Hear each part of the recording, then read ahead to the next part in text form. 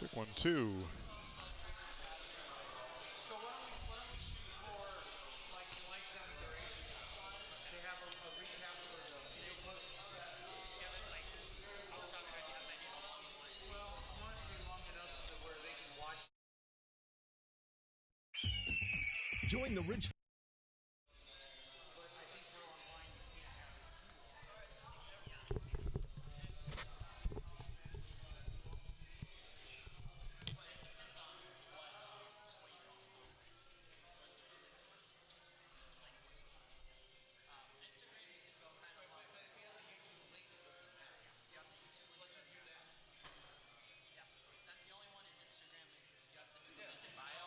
So we could end up posting a shorter one to that.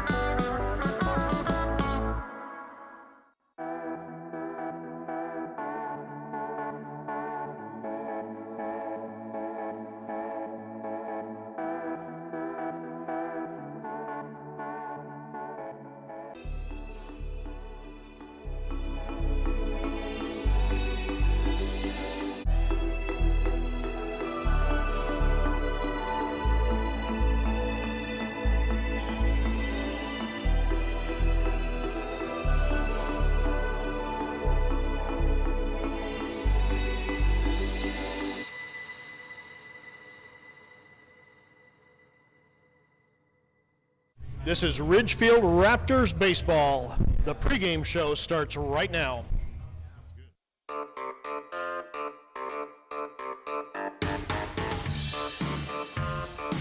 Well, hi everybody, and welcome back to the Ridgefield Outdoor Recreation Complex. For the first time in what feels like a long time, it was merely just over a week ago, the last time that the Ridgefield Raptors played a ball game here at the Rourke in beautiful Ridgefield, Washington. And what a game it was back on June 10th when the Raptors won in 13 innings on a walk-off.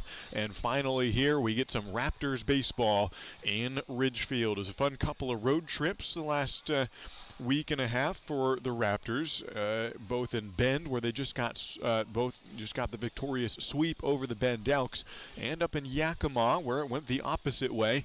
And after the 3-3 road trip, the Raptors are back home for a pair of games this weekend. It's the Northwest Star Nighthawks taking on the Raptors here in Ridgefield. So glad that you're with us here on the live stream, whether you're watching on the Raptors website or tuning in audio-wise.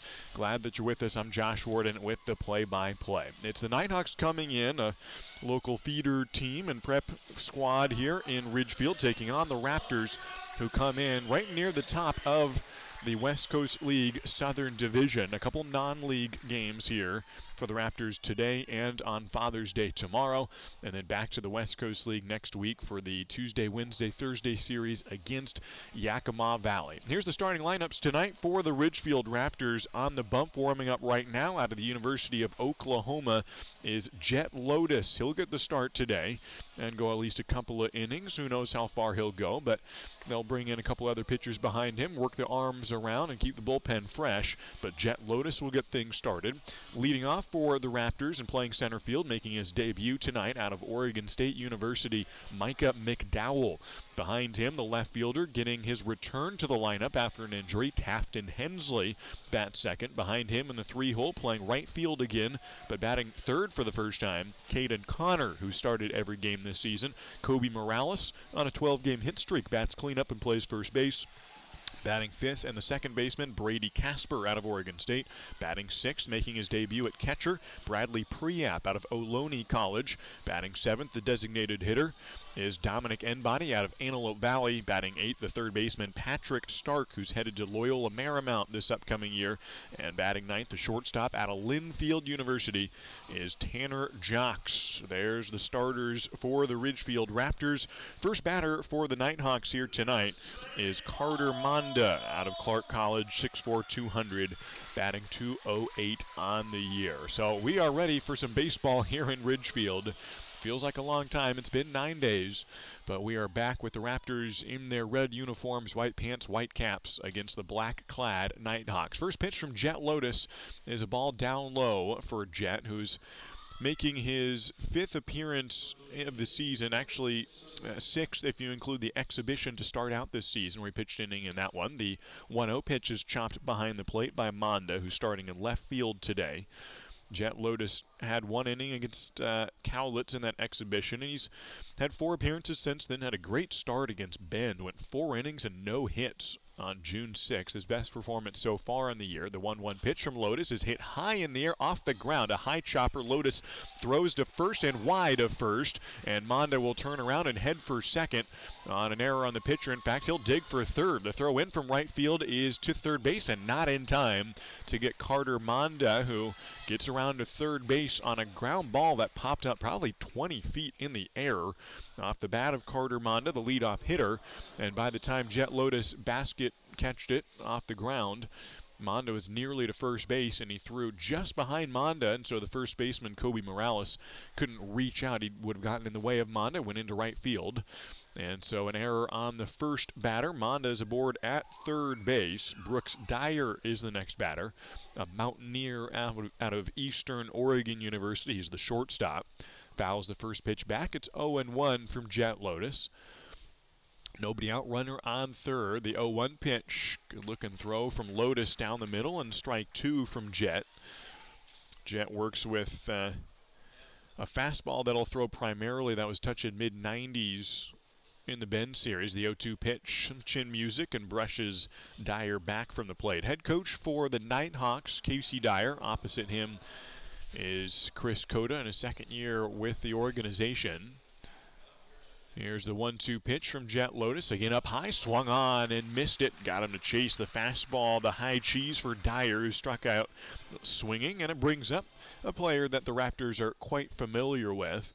A guy who's appeared at this stadium in a Raptors uniform already this summer. Jack Thompson steps to the plate. He's playing third base today. Started out this season on a 10-day contract with the Raptors and got in a few games.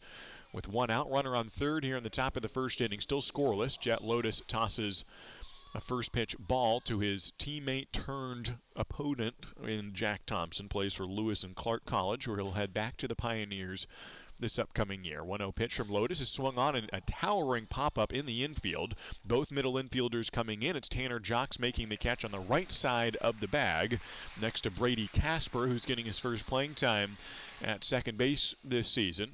And Casper gives way to the veteran and Tanner Jocks, who has started every game at either short or second base this season. John Peck getting the day off, or at least not in the starting lineup today. A couple players resting as more players coming in for the Raptors. Jet Lotus gets the second out of the inning, so he's induced a pop-up and a strikeout and a ground ball, but here's another ground ball, and this will score a run as Casper makes a dive, but he gets into the outfield. Carter Monda scores on the Travis Helm base hit up the middle, and Helm gets the first RBI of this ball game out of Clark College. Helm records his 5th RBI of the season, and the Nighthawks take a 1-0 lead here in the top of the first inning.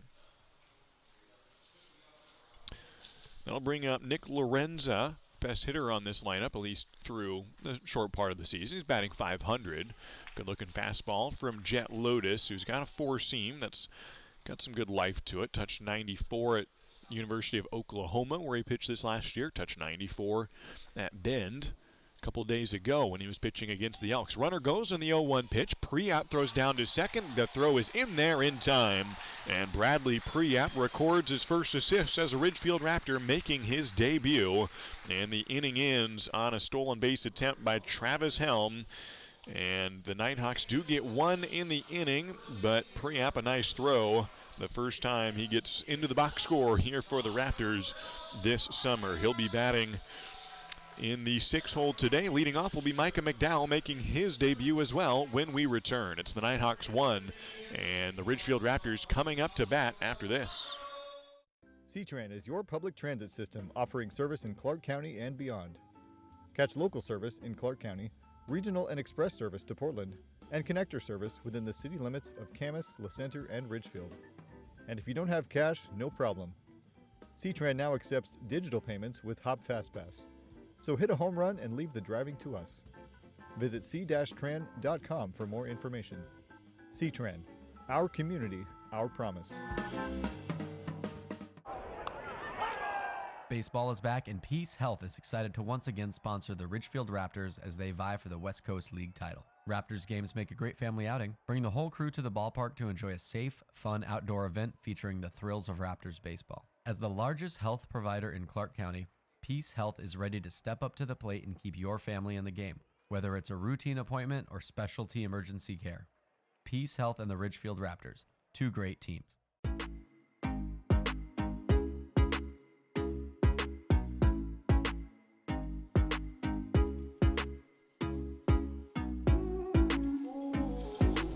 We head to the bottom of the first inning here at the Rourke. Thanks for joining us on this beautiful Saturday evening from Ridgefield. Temperatures hovering in the low 70s and will continue to hold for the majority of this ball game as the Northwest Star Nighthawks have taken a 1-0 lead through the first half inning of this ball game, and the Raptors come up to bat for the first time here this evening. Two non-league games tonight, tomorrow, then a day off Monday, and a home series to get some redemption against the Yakima Valley Pippins starting Tuesday. And speaking of the Pippins, that's the opponent that Christian Peters faced most recently. The starting pitcher tonight for the Nighthawks has pitched twice against Yakima Valley. He now gets a start against the Ridgefield Raptors as Micah McDowell steps into the batter's box for the first time. Left-handed hitter playing center field out of Oregon State University. Takes a first pitch ball outside from Peters. Micah McDowell, who just came up and has been here a few days, rooming with Will Chambers with their host family here in Ridgefield, and joins the team for the first time today. 1-0 pitch, takes a swing at it and missed it. 1-1's the count here with a 1-0 lead for the Nighthawks. Bottom of the first inning. McDowell got 20 starts for the Beavers this spring, his second year with the program down in Corvallis. 1-1 pitch to McDowell. Off speed is a called strike to Micah. He's also prepped with the Okotoks Dogs up in Canada. He is a Canadian himself, comes from Alberta. 6'1", 189.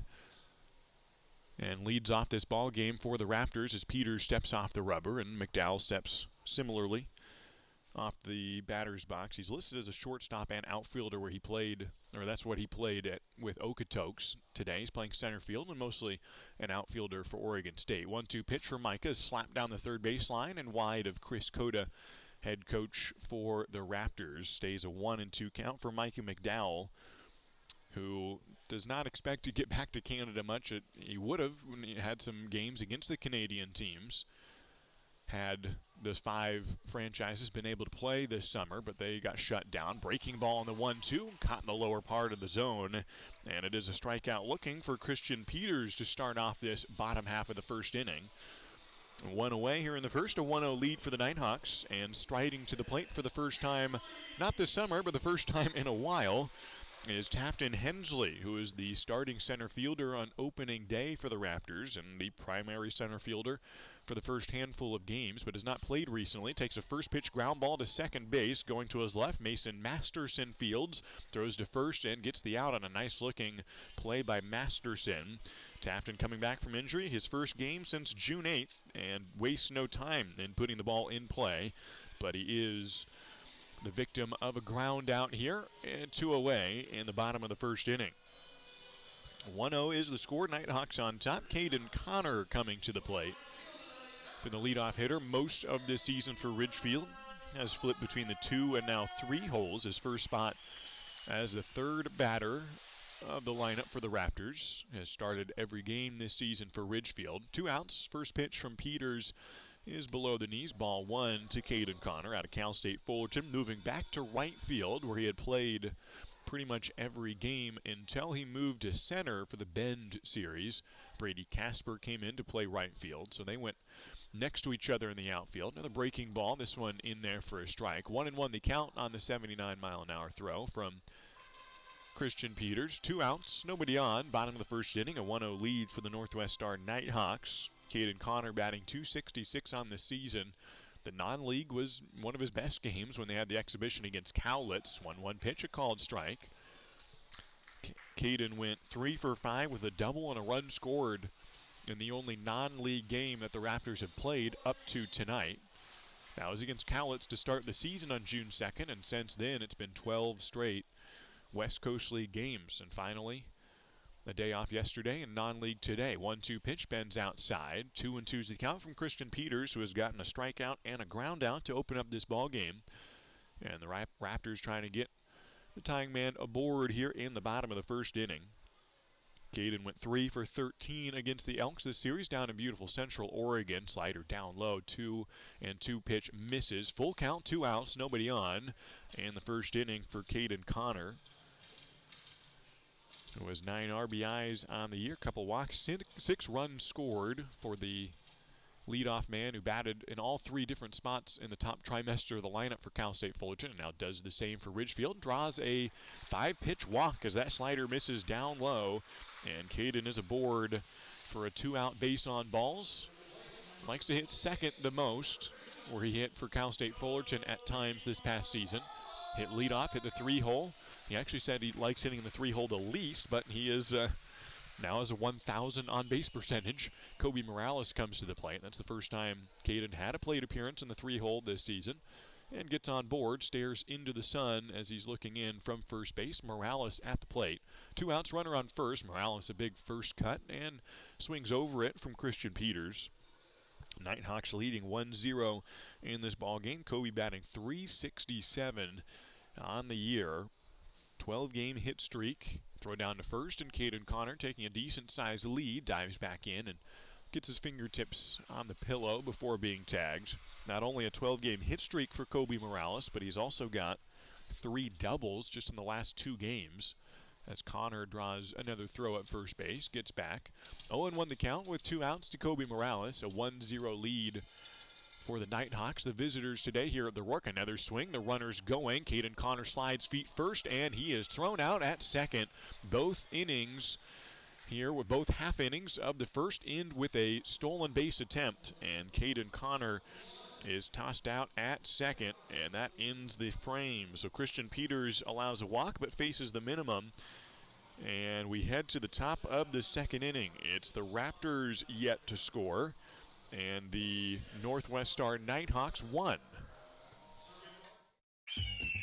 Join the Ridgefield Raptors for warm sunshine, great food, and exciting top-level college baseball at the Rourke. Bring your family, friends, neighbors, and coworkers for a relaxing night outdoors this season. Your group can welcome us on the Les Schwab left field platform, the Leonard Holmes and Dick Hanna grass berms, or the First Centennial and Wellhaven Pet Health picnic areas. There's nothing like a Ridgefield Raptors summer baseball game. Get your tickets now at ridgefieldraptors.com. Go Raptors!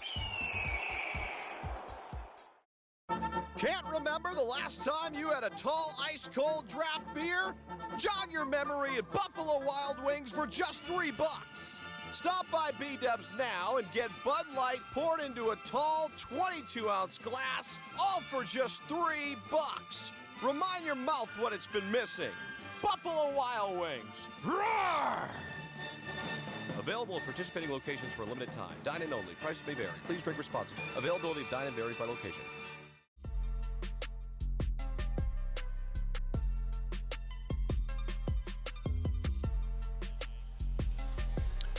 One of 4 non-league games going on around the West Coast League today is the Ridgefield Raptors hosting the Northwest Star Nighthawks on a beautiful day here in southern Washington. Glad to have you with us. Jet Lotus returns to the bump for the second inning here in Ridgefield. A 1-0 lead for Northwest Star, and first pitch fouled back off the bat of Nick Lorenza, his second time stepping in the batter's box, his first official plate appearance. He was batting last inning when Travis Helm was thrown out at second by Bradley Priap, the catcher for the Raptors, and so the inning ended. Here comes Lorenza back to the plate, and the 0-1 pitch, a slider that bends in. Lorenza, the designated hitter today, 5 for 10 on the year with a triple and the team's only home run on the season. He's behind 0-2 with the Nighthawks a 1-0 lead in the ball game. Here is the 0-2, a fastball catches the bottom corner on the outer half, and Jet Lotus records his second strikeout of the ball game. The Oklahoma Sooner using the fastball and slider, pairing those together, and gets his second K to bring up Ryan Camp now. Right fielder out of Linfield, 5'11", 180. His first at-bat this season in a Nighthawks uniform. It'll come against Jet Lotus, who has one out here in the second inning. Throws this one outside, ball 1 from Jet. Has a fastball slider. He throws a change as well. And comes out of Yukon, Oklahoma, Yukon High School in the University of Oklahoma. 1-0 pitch, swung on, and doesn't catch the outside throw from Jet Lotus. 1-1 is the count from Jet. I'd like to see him in this ball game and fix some things from the last performance. He's had a couple really great outings as Jet Lotus. The youngster hits one on the right side off the bat of from Ryan Camp, and it is fouled to the grassy berm. Good crowd on hand here at the Rourke. Jet struggled a bit in the June 15th game 4 days ago. Only gave up 1 run. It was really the Yakima Valley one. Gave up 5 earned runs in that one. But a little bit better against Bend in his last outing, and had a great one against both Portland and the Elks on June 6th. There was a 1-2 pitch outside, 2-2. No hits in 4 innings in that start against Bend. And that was his only start. He's come out of the bullpen the other 4 times, and so starting seems to work for him. Here's the 2-2 pitch from Jet Lotus. Swung on and missed, and he strikes out the first 2 batters of the second inning. His second and third punch-outs of the game. And he's 1 out away from a 1-2-3 inning. The Nighthawks leading 1-0 in the top of the second. 4 innings against the Elks. He gave up no runs, no hits. He did walk 4, but struck out 3 and stranded the base runners he allowed. Faced 16 batters in that game. Here's the first pitch. It's outside to Masterson. Mason, who made a nice play at second base in the first inning, comes from Linfield University. In fact, 3 straight players in this lineup, all coming from Linfield. The 6, 7, and 8 hole hitters from the McMinnville-based university. Strike one on the 1-0 pitch down the middle from Jet Lotus. Evens the count with Mason Masterson, looking for his first hit for the Nighthawks this season in 4 at-bats. Here's the 1-1 pitch from Jet Lotus. Bends in. Strike two from Jet. He also had 1 inning of scoreless ball against the Portland Pickles. Went 3 up, 3 down on June 9th. And so his ERA at 11, but really it's just that one game that bloated it. The 1-2 pitch from Jet outside and low to the backstop away from Bradley Priap, who will come up next inning to make his debut in the batter's box for the Raptors. Bradley out of Ohlone College, joining his Ohlone teammate and Cooper Vasquez, who got the start in the most recent game for Ridgefield and a win over the Bend Elks, a sweep down in Bend for Ridgefield to even up their road record and put them at 8-4 on the season in West Coast League games. 2-2 pitch just down low. Runs the count full with 2 outs here in the top of the second inning. A 1-0 lead for Northwest Star Nighthawks. Masterson trying to avoid a 3 up, 3 down inning with 3 strikeouts. Here's the full count pitch from Jet Lotus outside. And ball 4. So first base runner of the evening, and it'll bring up, of the inning I should say, brings up Brett Joner to the plate. Not the first time Brett has appeared in this ballpark. It was in a different uniform, however. Brett played 3 games against Ridgefield as the catcher for the Bend Elks earlier this season, as Ridgefield swept Bend at home to start out the West Coast League schedule, and Ridgefield went down to Bend this most recent series. Brett, a temporary player for the Elks, and once he finished out his time, now plays for the Nighthawks. First pitch inside, 1-0 is the count to Brett Joner. 5'7", 150, plays for Linfield. He's got his Linfield teammate as the shortstop for the Raptors, Tanner Jocks. 1-0 pitch to Brett Joner inside, 2-0 is the count. Jet Lotus struck out the first 2 batters, but then walked the third on a full count offering, and now behind 2-0 to the catcher, Brett Joner. Outfield playing straight up. Biggest hole in the infield to the right side. The runner goes on the 2-0. Priap throws down to second. The throw is just late. One hopped it and skipped well. Picked by Jocks and slapped the tag down. Good throw, but a good jump by Mason Masterson, who is in a scoring position on the stolen base. Could have been the 3rd straight half inning. That was ended on a stolen base attempt. That's how the top of the first and bottom of the first ended. We're now in the top of the second. But finally a stolen base successful attempt. Runner on second, 2 outs. Lotus throws the 2-1 pitch outside. 3 balls and 1 strike from Jet Lotus.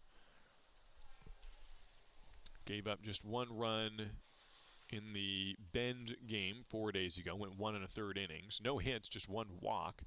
2 strikeouts in the performance. Brett Joner grounds to Tanner Jocks. His Linfield teammate throws to first. And some Linfield on Linfield action there to end the inning as Tanner Jocks throws across to Morales to record the out. No hits in the inning, no runs, 1 left on. And we head to the bottom of the second inning as the Northwest Star Nighthawks try to cling to their 1-0 lead over the Ridgefield Raptors. A lot has changed in Clark County since C-Tran began service in 1981. We've changed with it. 30 bus routes, 2 bus rapid transit projects, and millions of rides later, C-Tran has grown into an award-winning transit system serving Clark County, including the city limits of Ridgefield. Please join C-Tran in celebrating an amazing 40 years serving you, our community, with activities happening in 2021. Look for details at c-tran.com, and thank you for 40 great years. The win-win value lineup from Buffalo Wild Wings gets you more for less with buy one, get one free traditional wings every Tuesday. It's like diving for pearls and finding the lost city of Atlantis. And they've got BOGO free wings. Get yours for dine-in, takeout, or delivery on Wing Tuesdays at B-Dubs. BOGO of equal value at participating locations. Not valid with other offers. Size exclusions apply while supplies last. Limit 1. Delivery and takeout limited time. Delivery offer valid on Buffalo Wild Wings website and app subject to availability. Fees may apply plus taxes.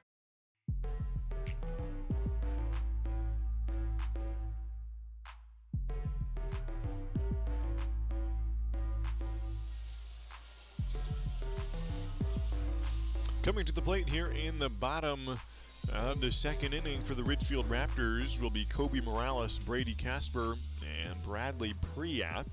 A 1-0 lead for the Northwest Star Nighthawks, who have already beaten a West Coast League team on 2 occasions. The Wenatchee Apple Sox opened up their season about 2 weeks ago against the Northwest Star Nighthawks and lost a pair of games to the Nighthawks. They've played a few games since then and have yet to beat another West Coast League team. But they started out 2-0 against the Apple Sox. First pitch to Morales, barrels it up to center field. Going back is Teague. He can't get there. It hits the bottom of the wall. Kobe Morales will head for second, and he will get in standing up for a leadoff first pitch double here in the bottom of the second inning. Kobe Morales, his 7th double of the season.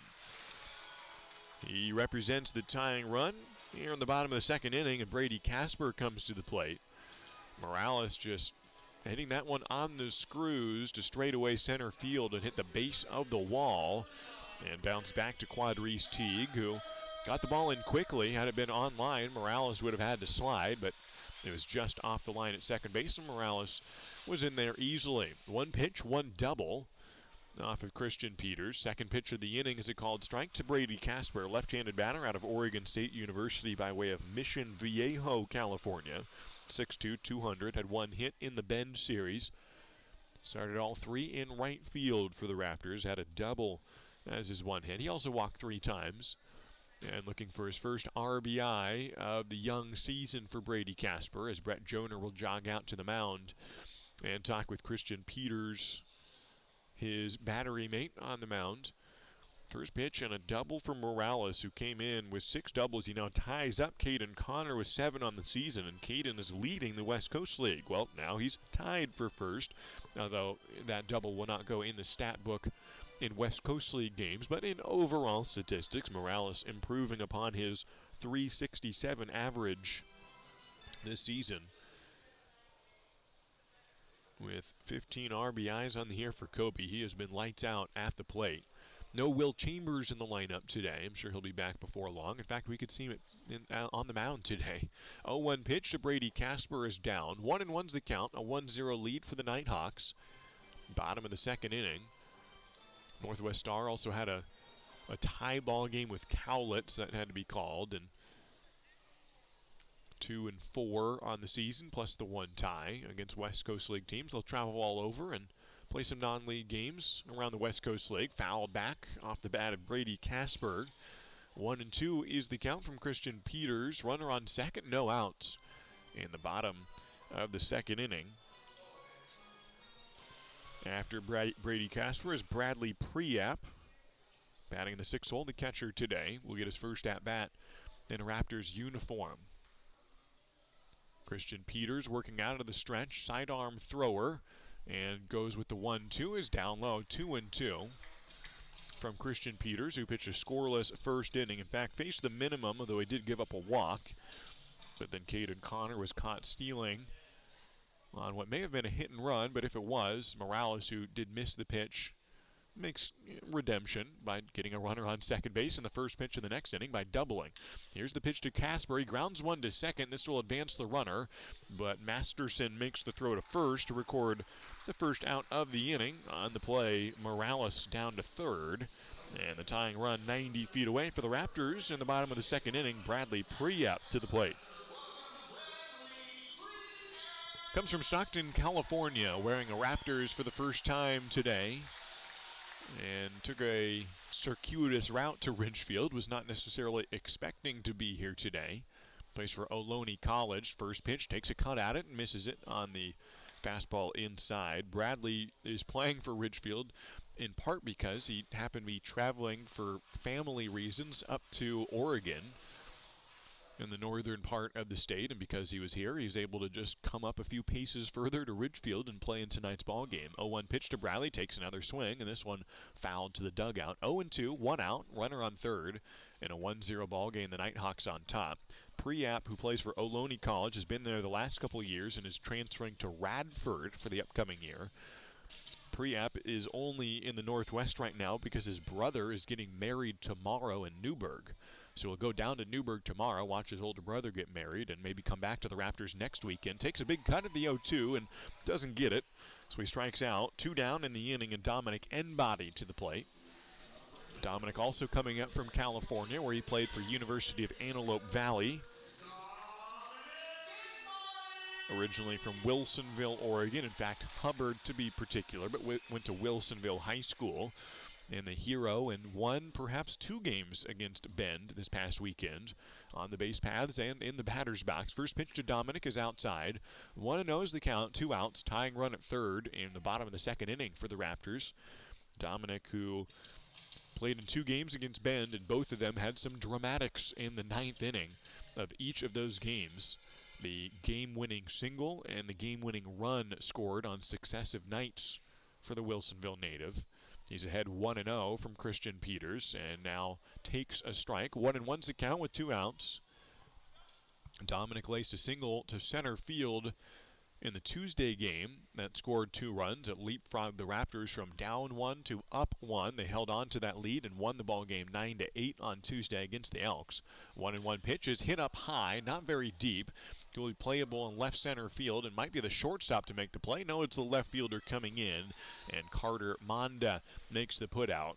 Dominic Enbody, who also scored the winning run on Wednesday, pops out to in the frame, and the Raptors strand the tying run on third base. Kobe Morales, a first pitch double in this inning, but he leaves the inning at third. Enbody pops out to left to in the frame. We're through 2 innings here in Ridgefield. It's the Northwest Star Nighthawks 1 and the Ridgefield Raptors 0.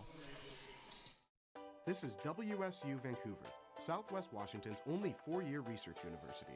Whether in person or via distance delivery, WSU Vancouver offers high-quality education and an employer-respected degree. You'll get a small school feel in the kind of place where you know you matter. Here, you'll get personalized education that brings out the best in you and inspires you to achieve your highest goals. Now, what are you waiting for? Apply today. The Ridgefield Raptors are thrilled to reunite with fans and enjoy summer baseball again. Join us for America's favorite pastime. The Raptors are following state guidelines for spectator events and ask for your patience as we prepare for exciting West Coast League play. Please be courteous to our staff, fans, and players as we celebrate the return of your Ridgefield Raptors this summer. Let's make it a great season at the Rourke. Get your tickets now at ridgefieldraptors.com. Go Raptors!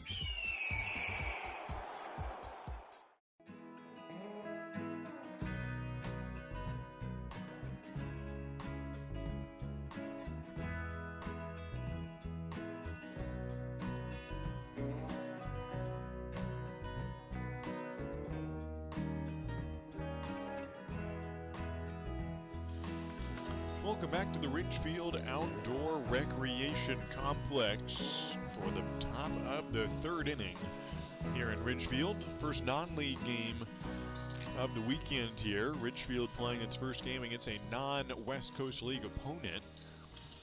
The 8-4 Raptors in West Coast League games will now take on the Northwest Star Nighthawks today and tomorrow. We're through 2 innings here in Ridgefield, as the Northwest Star Nighthawks have taken a 1-0 lead.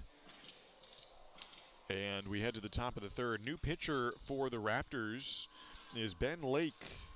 Comes in for Ridgefield. We've also got a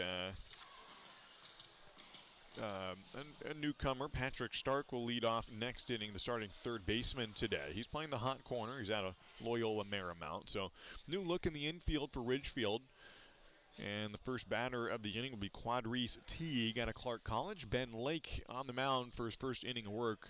Throws a first pitch ball. It's 1-0 Nighthawks. 1 unearned run off of Jet Lotus, who finishes his appearance 2 innings, 1 run, no earned. Gave up 1 hit. Teague takes a cut at the 1-0 pitch and misses. 1-1's the count to lead off the top of the 3rd. 1 hit allowed by Jet Lotus, who struck out 3, walked 1.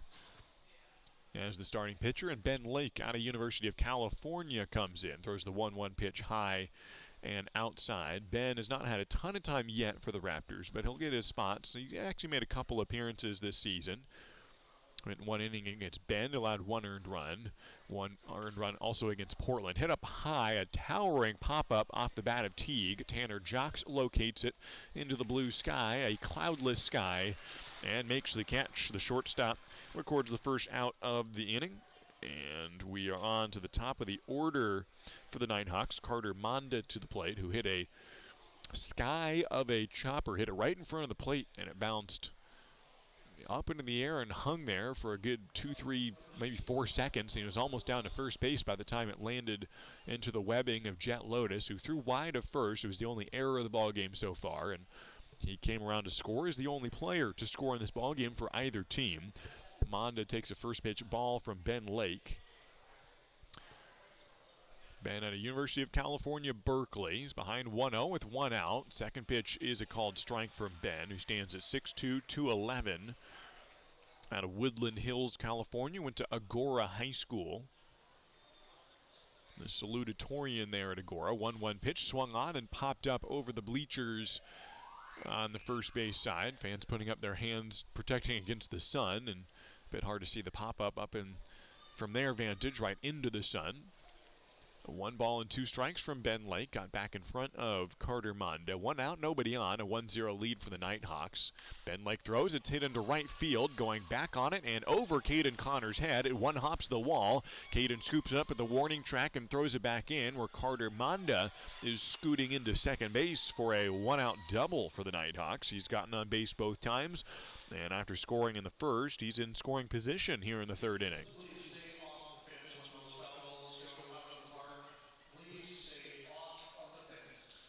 So 1 on, 1 out for the Nighthawks in the third inning. Brooks Dyer to the plate, the shortstop batting .267, who struck out in the first inning. Decent sized lead off of second base for Monda, not being held on, but both middle infielders not far away. Lake throws a first pitch ball outside from Ben. He's got a 2-seam fastball and a 4-seamer, as well as a split change and a slider. So 4 different pitches from Ben Lake, who has spent 2 years down in Berkeley for head coach Mike New. The 1-0 pitch underneath the zone. 2 balls and no strikes, 1 out. A 1-0 lead. The Nighthawks taking the advantage in the first inning. Neither team scoring since then. It's now top of the third inning, and Brooks Dyer at the plate out of Eastern Oregon. 2-0 pitch from Ben Lake. The righty deals and misses a bit, down and away. 3 balls and no strikes from Ben Lake. A runner on second and 1 out. It's Carter Monda at second after the double to right field here in the third inning. 3 balls and no strikes. Here comes Ben Lake and misses into the dirt. First base was open. It's now filled by Brooks Dyer. Runners in first and second with 1 out.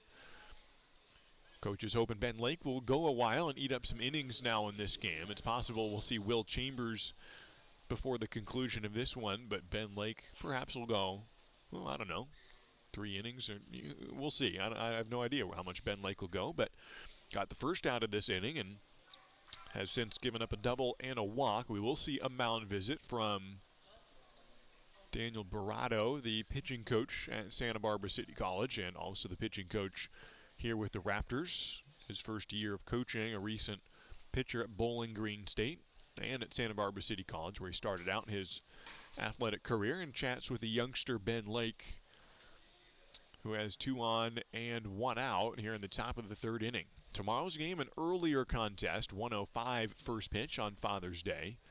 We'll head into a day off on Monday and then a home game Tuesday, so the Raptors can get comfy with their host families and stay here for a while. Came back at about 4 a.m. yesterday. Played the Thursday night game to end out the road trip in Bend. Got back at 4 a.m. Friday morning. Had yesterday off and then playing today. Here's the first pitch of the at-bat, is down low to Jack Thompson out of Lewis and Clark, who's ahead 1-0. He had 5 at-bats for the Raptors earlier this season. Didn't get a hit, but he did draw 2 walks and scored 2 runs for Ridgefield. Was a starter on opening day for the Raptors back on June 2nd. 1-0 pitch is on the outer half, and Ben Lake evens the count at 1-1. 1 out, runners in first and second. The Nighthawks leading 1-0. Jack Thompson playing in the 2 non-league games that Ridgefield has had this season. They had a non-league game on June 2nd against Cowlitz, and so he's played in both of them. 1 for the Raptors and 1 against. Here's the 1-1 pitch. Cuts into the zone. 1-2's the count from Ben Lake. Thompson, like I said, 0 for 5 for the Raptors. For the Nighthawks, he's 1 for 8 early this season. Comes from Millbrae, California. 1-2 pitch to Jack. Thinks about swinging. It's inside, ball 2. 2-2's the count. Runners in first and second. 1 out. 2 hits in the ballgame for the Nighthawks. 1 so far for the Raptors, who stranded a runner at third last inning, trying to get onto the scoreboard when they will come up in the bottom of the third. They hope with just a 1-run deficit here early in this ball game. Out of the stretch, Ben Lake deals the 2-2 pitch, swung on and grounded to second and through the hole into right field. They'll wave the runner home. Caden Connor comes up firing to the plate. Priap misplays the ball. It bounces out of his glove and Monda scores. Thompson advances to second on the play. The throw is on line and probably just in time to get Monda, but it was a bit up high and Priap had to bring it down from up near his mask down low to his foot to tag, and the ball popped out right as it was getting to his mitt. It glanced off, and Monda scores on the RBI single by Jack Thompson. Still 1 out and runners on second and third now. Ben Lake throws a first pitch, swung on strike to Travis Helm, who had an RBI single in the first. On the play, Brooks Dyer got down to third. So runners on second and third, 1 out. The Nighthawks taking a 2-0 lead in the top of the third inning. Here's the 0-1 pitch, is underneath the strike zone, and it's 1-1 from Ben Lake. His first appearance since June 8th when he pitched against the Pickles. Faced 3 batters, no hits, but he walked all 3 of them.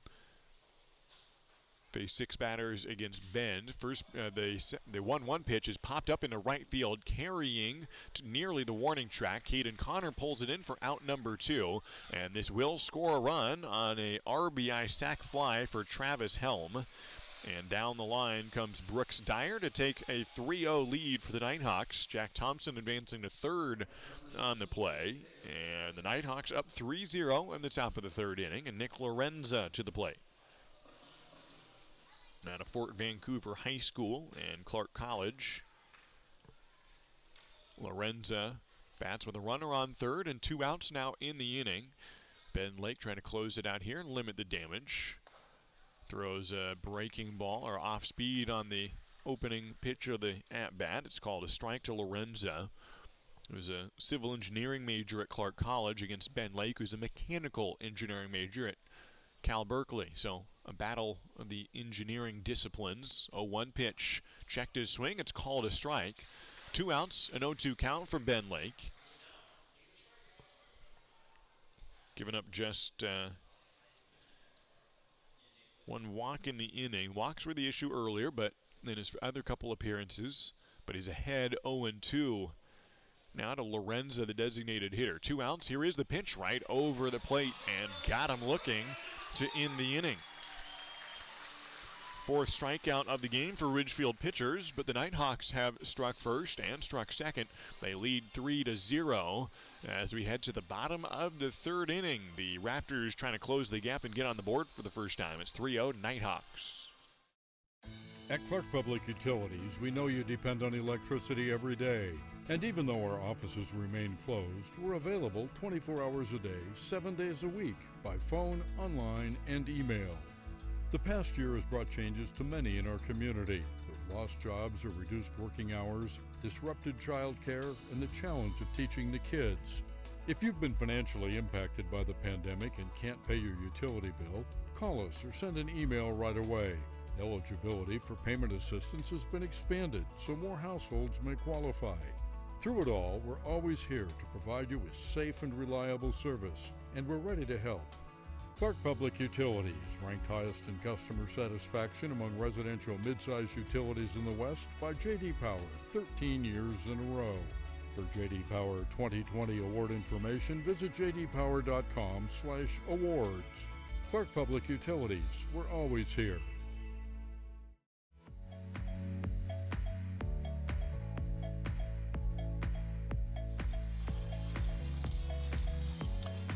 Great day for baseball here at the Rourke. It was rainy off and on here in Ridgefield during the road trip. Some of all the times to go on the road. Not the worst area of the schedule, and timed it perfectly. It was good a few days here in Ridgefield, so I heard, but we were on the road in Bend and Yakima.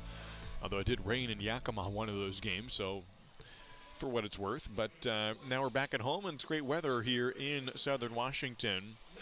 Coming in to pitch for the Northwest Star Nighthawks is Josiah Nickel out of University of Antelope Valley. He's got a 3-0 lead to work with against the Ridgefield Raptors. First pitch is a swung-on foul ball for the debut tonight for the Ridgefield Raptors. Coming in to hit Patrick Stark, the starting third baseman today.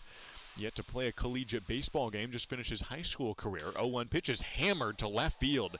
This is high and deep, and if it stays fair, it's got a chance into the bullpen. A diving attempt, unable to grab it is the left fielder Monda. It lands in the bullpen for a home run on his first at-bat as a Ridgefield Raptor. The future Loyola Marymount infielder Patrick Stark hammers one into the jet stream in left field. And the Raptors are on the board. A solo home run for Patrick Stark. It's a 3-1 ball game. The Stars still leading, but Patrick Stark just crushing one to deep left field just inside the foul pole. And Carter Monda made a great attempt to try to clamber up the fence and nearly got there, but it landed in the bullpen. First home run that's landed in the Raptors bullpen this season. Plays much deeper to right field, but Stark took it to left with the wind flying in. So he fought that one against the wind and got the first home run of the ball game. Tanner Jocks to the plate. And the pitch is swung on, hit to third base, and grabbed by Jack Thompson, his former teammate, who snags the liner for out number 1 here in the third inning. Back to the top of the order for Ridgefield, which scored 1 run through the first time through the lineup on the 8-hole hitter Patrick Stark's home run. Patrick, who just finished out his high school career at Redondo Union High School in Redondo Beach, hits the home run, and now the leadoff man, Micah McDowell, grounds one to first base. Covering is Nickel, and the pitcher steps on the bag after being tossed the ball from Travis Helm, 2 away in the third inning. So the Nighthawks scored 2 in the top half of this inning. Ridgefield gets their first run in the bottom half. Tafton Hensley, who grounded out on the first pitch he saw in 5 games, grounded out to second, and now comes back to the plate with a .333 average before he took a bit of a respite. 2 outs, and again swings at the first pitch. Doesn't get this one. 2 outs, nobody on. A 3-1 lead for the Nighthawks. Hensley, bit of a hamstring, but he's all good now and ready to go. Missed 5 games, now swings at the 0-1 and misses that one. Tafton, who had 2 doubles and 21 at-bats, 5 RBIs for the 6'2", 205-pound native of North Carolina, swings at the 0-2 and out in front of it. And Hensley into the inning with a strikeout. Good work by Josiah Nickel after giving up a leadoff home run to Patrick Stark. 1 hit, 1 run, nobody left on, no errors, no walks. Just the solo shot to left field, and Patrick Stark says hello to the fans in Ridgefield. We head to the top half of the 4th inning. Ben Lake back to the mound for Ridgefield. A 3-1 lead for the Nighthawks. Warmer weather is here, and what better way to enjoy a summer day than with a trip to the ballpark to watch exciting Ridgefield Raptors baseball. Play ball! Don't miss the action on the diamond as the Ridgefield Raptors battle other Western League rivals for the championship. This safe outdoor event is a perfect outing for you and your friends. Peace Health is a proud sponsor of the Ridgefield Raptors, with a team of medical experts on deck to provide your family the care you need. Treat your family to an exciting night at the ballpark and make it part of your healthy, active summer. Peace Health and Ridgefield Raptors Baseball, a great double play. The Ridgefield Raptors are thrilled to reunite with fans and enjoy summer baseball again. Join us for America's favorite pastime. The Raptors are following state guidelines for spectator events and ask for your patience as we prepare for exciting West Coast League play. Please be courteous to our staff, fans, and players as we celebrate the return of your Ridgefield Raptors this summer. Let's make it a great season at the Rourke. Get your tickets now at ridgefieldraptors.com. Go Raptors!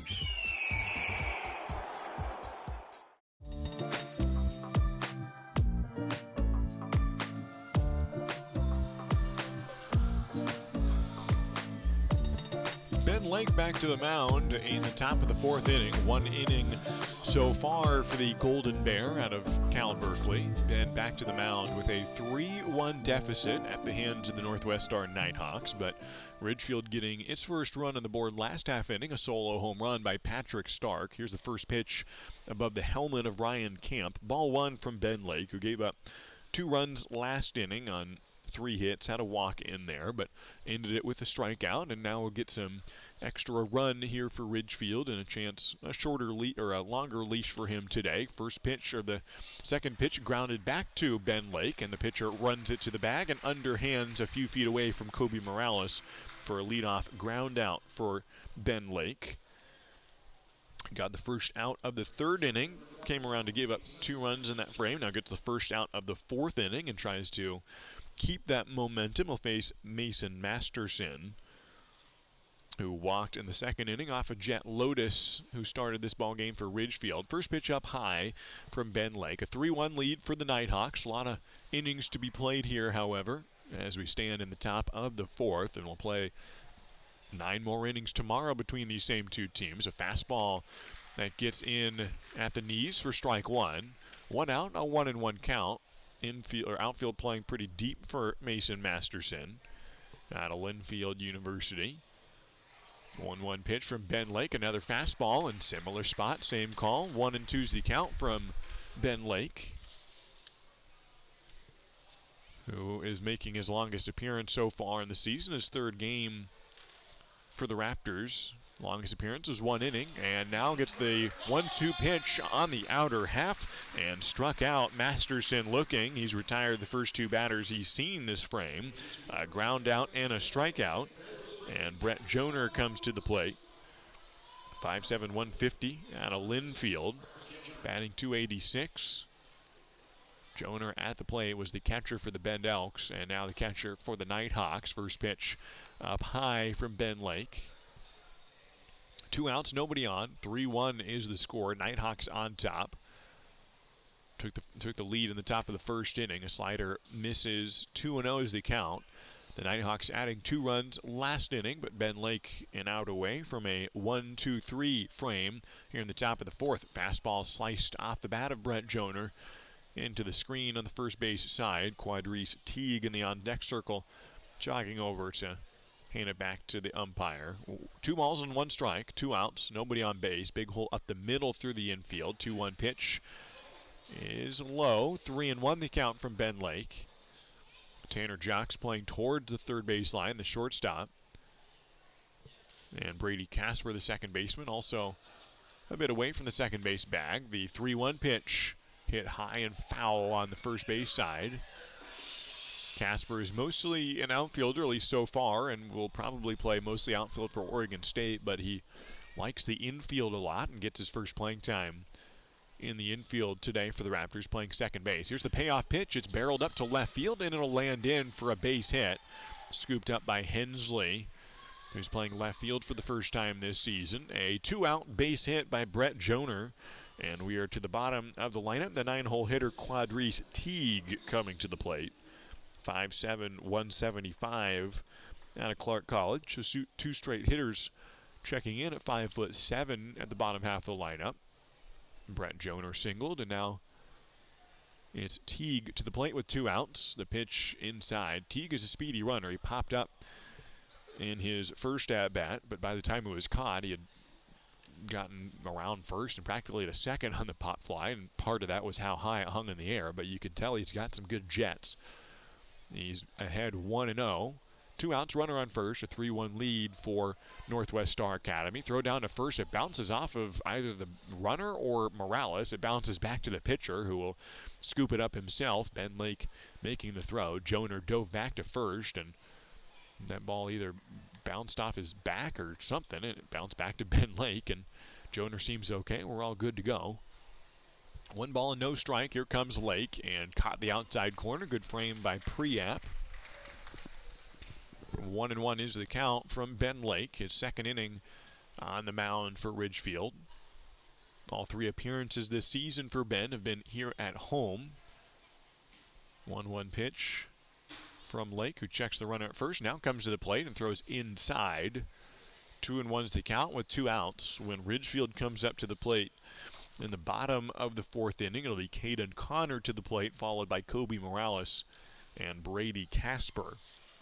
trying to close the 3-1 deficit, especially if Ben Lake can finish out the inning. 2-1 pitch is a half swing, runner going. Joner trying to steal. The throw is in time, but just sliding in behind the bag, and a good hook slide from Brent Joner. He is called safe at second for a stolen base. So Joner into scoring position. The throw fielded in front of the bag by Tanner Jocks. And, I mean, it may have beat him, but it was so narrowly that the tag took just enough time for Brent Joner to get in there. 2-2 is the count now, if that pitch was a strike. 2 outs, runner on second. 2-2 is the count. Ben Lake looks back at the runner in second, comes out of the stretch. It's popped up again on the infield. Similar spot to last at-bat by Teague. This one will be handed by Casper, and the second baseman pulls it in to in the frame. 1 hit, 1 left on. No runs in the inning for Ben Lake, who throws a scoreless 4th. We head to the bottom half of this inning with the Ridgefield Raptors leading the Northwest Star Nighthawks leading the Raptors 3-1 on to the bottom of the 4th. The win-win value lineup from Buffalo Wild Wings gets you more for less. With buy one, get one free boneless wings every Thursday. It's like finding extra fries at the bottom of your bag, but they're boneless wings, and there's twice as many of them. What is this sorcery? It's Boneless Thursdays at B-Dubs, available for dine-in, takeout, and delivery. BOGO of equal value at participating locations. Not valid with other offers. Size exclusions apply while supplies last. Limit 1. Delivery and takeout limited time. Delivery offer valid on Buffalo Wild Wings website and app subject to availability. Fees may apply, plus taxes.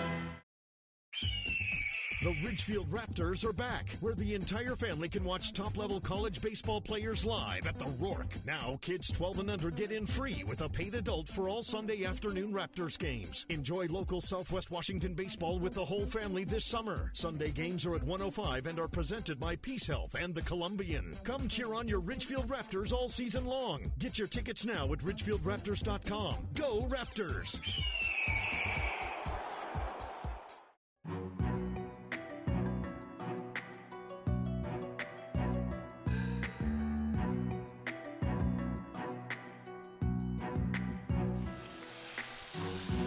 Bottom half of the 4th inning here in Ridgefield as the Raptors try to make up the deficit here against the Northwest Star Nighthawks. First time that these two teams are facing off against each other this season. They'll play a few times this year, including tomorrow afternoon at 1:05. The Nighthawks taking a 1-run lead in the first inning, added a couple runs in the third. The Raptors cut the lead with a solo home run by Patrick Stark, and now trying to further close the gap and tie this ball game up and take a lead. Caden Connor will be the leadoff man, a familiar spot for him. Batted in the leadoff role most games this season, is the 3-hole hitter today, and leads off the 4th inning for the Cal State Fullerton outfielder. Nichols back to the mound. Josiah throws a first pitch strike on the outer half. 0-1's the count to start off the bottom of the 4th inning. Nighthawks up 3-1. They have 4 hits on the ball game for the Nighthawks, while Ridgefield 2 base hits in the ball game, both extra base hits. 0-1 pitch to Caden Connor, takes a swing and hits it off the end of the barrel towards the soccer field behind the third base portion of this great stadium that's only about 2 years old here in Ridgefield. All turf field that plays well, and it's a fun spot for baseball. 0-2 pitch in the dirt and blocked by Joner. 1-2 to the count to Caden Connor. Has 6 doubles in West Coast League games to tie the league lead. 7 doubles if you include the 2-bagger he had in the only other non-league game that Ridgefield has had this season. Connor takes the 1-2 pitch, down and away. 2-2 is the count for Caden, who walked in the first inning. He had only walked 2 times this season, but drew the free pass in the first inning. And now has a 2-2 pitch upcoming. Takes a swing and pops it up on the infield on the left side. Jack Thompson, the third baseman, coming over, and he makes a basket catch in foul territory for out number 1. 3-1 is the score. Nighthawks on top, 1 away in the bottom of the 4th, and Kobe Morales to the plate. You saw the first pitch of that at-bat and barreled it up to center field in his first at-bat, although it was not his first pitch of the ball game. He was batting in the first inning. when an out on the base paths ended the frame, so he went back to the dugout and played first base, came back the next inning, and then took the first pitch deep to center field. This time does not swing at the first pitch. It just catches the black on the outer half. Morales asks a question of the home plate umpire, steps back in, and prepares for the 0-1 with one out, nobody on. This time inside and off the glove of Brett Joner. Evens the count at 1 apiece. Infield playing towards the lines, outfield playing deep. Quadrice Teague, the center fielder, had to turn and run over his shoulder for that ball that hit the bottom of the fence. Off the bat of Kobe Morales, last at bat. 1-1 pitch, he sprays it to third, and Jack Thompson handles it. A little looper that Jack catches in fair territory. He has caught both balls off the bats of Ridgefield players, a foul out and a line out, both to the former Raptor at third base. And it brings up Brady Casper.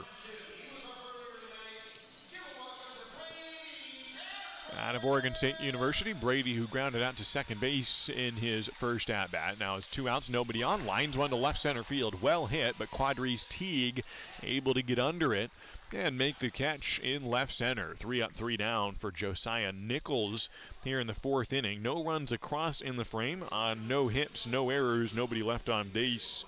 And we head to the top of the 5th inning here in Ridgefield. It's the Raptors 1 and the Northwest Star Nighthawks 3. Dick Hanna Dealerships is proud to welcome everyone back to support our Ridgefield Raptors. Just in time for warm summer nights with family and friends, lounging on the lawn, or eating dogs in the stands. Feels good to be back. In business for over 70 years, Dick Hanna Dealerships is a local, family-owned business with locations in Vancouver, Kelso, and Portland. Choose from thousands of cars and 12 new car brands. Experience nice in the car business. Dick Hanna Dealerships. Believe in nice. Now play ball. Oh, I love family road trips. Wind in my ears. Good stuff. Treats in my mouth. And peace of mind, knowing Les Schwab did our tires, brakes, and alignment. Like Les Schwab, my family's safety is my first priority. Well, that and squeaky toys. Les Schwab Tires, proud to be ranked #1 in overall customer satisfaction for aftermarket tire replacement by J.D. Power 2 years in a row. For J.D. Power 2021 award information, visit jdpower.com/awards.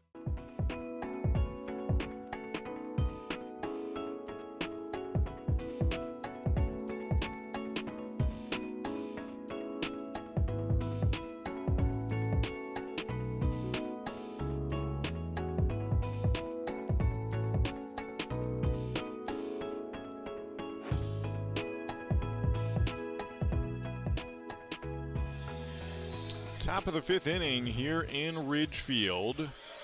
It's a 3-1 ball game. Northwest Star Nighthawks, based right here in Ridgefield, taking the early lead over the Raptors in a non-league affair here on Saturday. Glad you're with us. Ben Lake back to the mound. 3rd inning on the bump for Ben. First pitch of the 5th inning is a ball to Carter Monda, who's had an active day on the base paths for the Nighthawks. Having scored twice, the 1-0 pitch is a strike to Carter, who grounded the ball back to the pitcher and reached on an error in the first, then doubled to right field in the 3rd. Came around to score both times. 1-1 pitch from Ben Lake. Tails on the outer half and called a strike. 1 ball and 2 strikes from Ben Lake. As we start out the top of the 5th inning, Ben put a 0 on the board last inning in the 4th. Trying to do similarly here in the 5th. 1-2 pitch bounces and outside. 2-2 is the count from Ben Lake to Carter Monda out of Clark College. 6'4", 200-pounder. Was batting .208 coming in with a double. Gets his 2nd extra base hit of the ball game earlier today. That was off of Ben Lake. Here's the 2nd at-bat between these two, and he throws outside. He'll run the count full to the leadoff man both of this ball game and in the 5th inning. Payoff pitch from Ben Lake, who works out of the windup and throws 3-2 and plunks him on the shoulder. Just had a fastball that got away from him, and Stark turned around, took it in the shoulder, and seems okay, jogging up the first baseline. And he is aboard all 3 times today. Good to see that he's okay, most importantly. And he is aboard to start out the fifth. It's a 3-1 ball game. Nighthawks on top. Brooks Dyer, the next batter, is yet to put a ball in play. He has a walk and a strikeout in the contest. The shortstop out of Eastern Oregon swings and grounds one through the right side of the infield for a base hit. Carter Monda turns around second, decides against it, and then turns back to second. A tremendous throw from right field by Caden Connor, who just lasered one to Patrick Stark at third base, and Monda chopped his feet, had gotten about a third of the way to third base before being told, hold up, go back, don't risk it. And he does get back in time to second base. So a hit by pitch and a single in this inning. Runners on first and second, and nobody out in the fifth inning. Nighthawks leading by 2, and Jack Thompson to the plate. Jack, the left-handed batter, takes a first pitch ball. Jack made 2 putouts last inning on a foul out that he caught basket catch style, and then a line out, which he caught just off the bag at third base. And the infielder comes in for his third plate appearance of the day. A pop out and a single. 1-0 pitch is down and in. 2 balls, no strikes, 2 runners on, nobody out. Top of the fifth inning, Nighthawks leading 3-1. Not only did Thompson have a single in the third inning, it was an RBI base hit for Jack. The 2-0 pitch is called a strike from Ben Lake. 2-1 now from Ben, who had a scoreless last inning with a strikeout along the way. Stranded one runner who had singled and got out of it with a goose egg on the board. Now is a 2-1 count to Jack Thompson with 2 runners on. Looks back at the runner at second, out of the stretch, throws and gets a strike. 2-2 is the count to Jack Thompson. Former Raptor, played the first part of the season with Ridgefield, comes out of Ignatius High School in California. 2-year starter in baseball and football, and now playing for the Northwest Star Nighthawks. Plays his collegiate ball just down the road at Lewis and Clark. 2-2 pitch, swung on, lost his bat, and he fouled it, so he stays alive, and the bat went all the way to the screen on the first base side. The netting all the way around, so no fans in danger, but he lost that thing, and it flew high in the air and arced to the wooden backstop that goes all the way around to each dugout. And he did foul it, so the at-bat continues. He grips the handle. He uses no batting gloves, and he re-clutches the bat and now takes a 2-2 pitch inside. It bounces away from the catcher, and now the runner will run from third and almost come home. He decides against it. Pre-op couldn't locate it for a moment. The catcher finally saw where it ended up on the right side of home plate. He went back, and Ben Lake covered home, and Monda thought about coming home and got a third of the way around, just like he did around second base moments earlier on the single by Dyer. This time Monda does come to third and holds there. Brooks Dyer into second. Runners in second and third, nobody out here in the top of the fifth inning. Jack Thompson at the plate with a 3-1 lead already for the Northwest Star Nighthawks. Here's the payoff pitch, grounded first base side and foul. Thompson wipes his hands on the turf, holds on to the bat this time, but still displeased with moisture or whatever is on his hands, but he seems ready to go now for the left-handed batter and upperclassman at Lewis and Clark, playing third base today. The umpires checking on something, pointing out to left field. I don't know if something fell onto the field, but it seems all good now. 3 balls and 2 strikes, nobody out, 2 runners in scoring position. Ben Lake trying to get out of a jam here. Here's the payoff pitch, breaking ball that stays up high, and the bases are loaded. Jack Thompson steps to first. Travis Helm to the plate, who has a pair of RBIs on the day.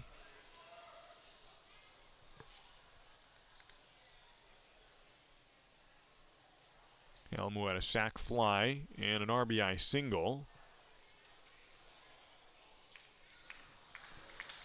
Ben Lake gets a visit from the coaching staff. Chris Cota comes out and will make a change here with the bases loaded and nobody out in the fifth inning. And so we will see a new pitcher here for Ridgefield. It will be Brock Gillis making his debut for the Raptors. He's a right-hander, stands at 6'2", 200 pounds. A freshman from Everett, Washington. He pitches for the Washington Huskies. So Brock Gillis comes in, and not the easiest of situations to enter in for Brock. Bases loaded, nobody out. And a 2-run deficit for the Raptors. Brock comes in out of Cascade High School at Everett, Washington. Was unable to play the 2020 season due to COVID, and then came to UW, where he did get some run in the 2021 season. Pitched 5 innings this spring for the Huskies. Did not allow any earned runs in the season. In fact, no runs at all. Just 2 hits on the year. That was against Washington State in 2 innings, but no runs allowed in that game either. Struck out 2 in 2 innings of work. Has 3 strikeouts on the season. No triples or home runs. No runs allowed. No decisions on the year for Brock Gillis. Also pitched against Arizona twice and Arizona State once. Usually went 1 or 2 innings in each of those appearances, and always no runs allowed in each of those games. So Brock Gillis comes in, a rising sophomore for the Huskies, where he wears number 99, but he wears number 45 for the Raptors this season. And comes in the 5th inning here against the Northwest Star Nighthawks on a non-league affair. Gillis just joined the team recently, joins his teammate out of UW, and Thomas Blayhouse, who made his debut in the Bend series. Gillis joins 1 game later. And we'll have an interesting little situation here. Travis Helm at the plate, bases loaded of Nighthawks, and nobody out in the top of the 5th inning. Gillis, a right-hander, steps on the mound and will work out of the stretch to Travis Helm. Got an RBI single in the 1st inning, an RBI sac fly in the 3rd. Had 4 RBIs coming in, has added 2 of them today, and a chance for a few more RBIs in this at-bat. Brock Gillis, his first pitch as a Raptor, is a bit low, 1-0 from Brock. It was a hit by pitch, a single, and a walk to start out this inning, and Ben Lake comes out of the game. No runs yet this frame, and Brock Gillis would like to keep it that way in the top of the 5th. Here's the 1-0 pitch. This one over the plate, but also low. 2 balls and no strikes from Brock. A 3-1 lead for the Nighthawks. This game won't affect the West Coast League standings for Ridgefield, but they'd like to win this one in front of a good-sized crowd here on a Saturday evening in Ridgefield. Still feels like 3 p.m. based on the light and the temperatures. Great day. Here's 2-0 pitch from Gillis. Swung on and fouled at the plate, and it got Bradley Priap, who seems to be in a bit of pain here. It came off the bat right into the body of the catcher, and Priap is on his knees, and hope he'll be okay. Umpire immediately going out to the pitcher just to give Priap a chance to collect himself. Mason Treeseyes, the trainer, will come out to talk with Bradley. It's been a rough year for the catchers health-wise. Good to see Grant Heiser back in a Ridgefield uniform today. He was unable to make the trip to Bend after getting injured against Yakima, but I think Grant's okay. He's not in the starting lineup today, but Grant wearing a uniform, and just good to see him back on the field for Ridgefield. And now a fellow catcher, and Bradley Priap, who's making his debut today for the Raptors. Took a foul ball that hit him off the bat of Travis Helm, and he's still behind home plate and needing some time to collect himself. It was a 2-0 pitch that was fouled, and the bases remain loaded with nobody out. The Nighthawks leading 3-1. Bradley Priap moving around a little bit, but still on his knees, and now stands up to his feet. Comes out of Ohlone College, and good to see him back on his feet. Walks around a bit. Seems like a tough kid and wants to keep playing if he can, which I think he will. Mason Treeseyes, the trainer, and Chris Cota, the head coach, come out to speak with him, and now walk back to the dugout. Looks like he's good to go.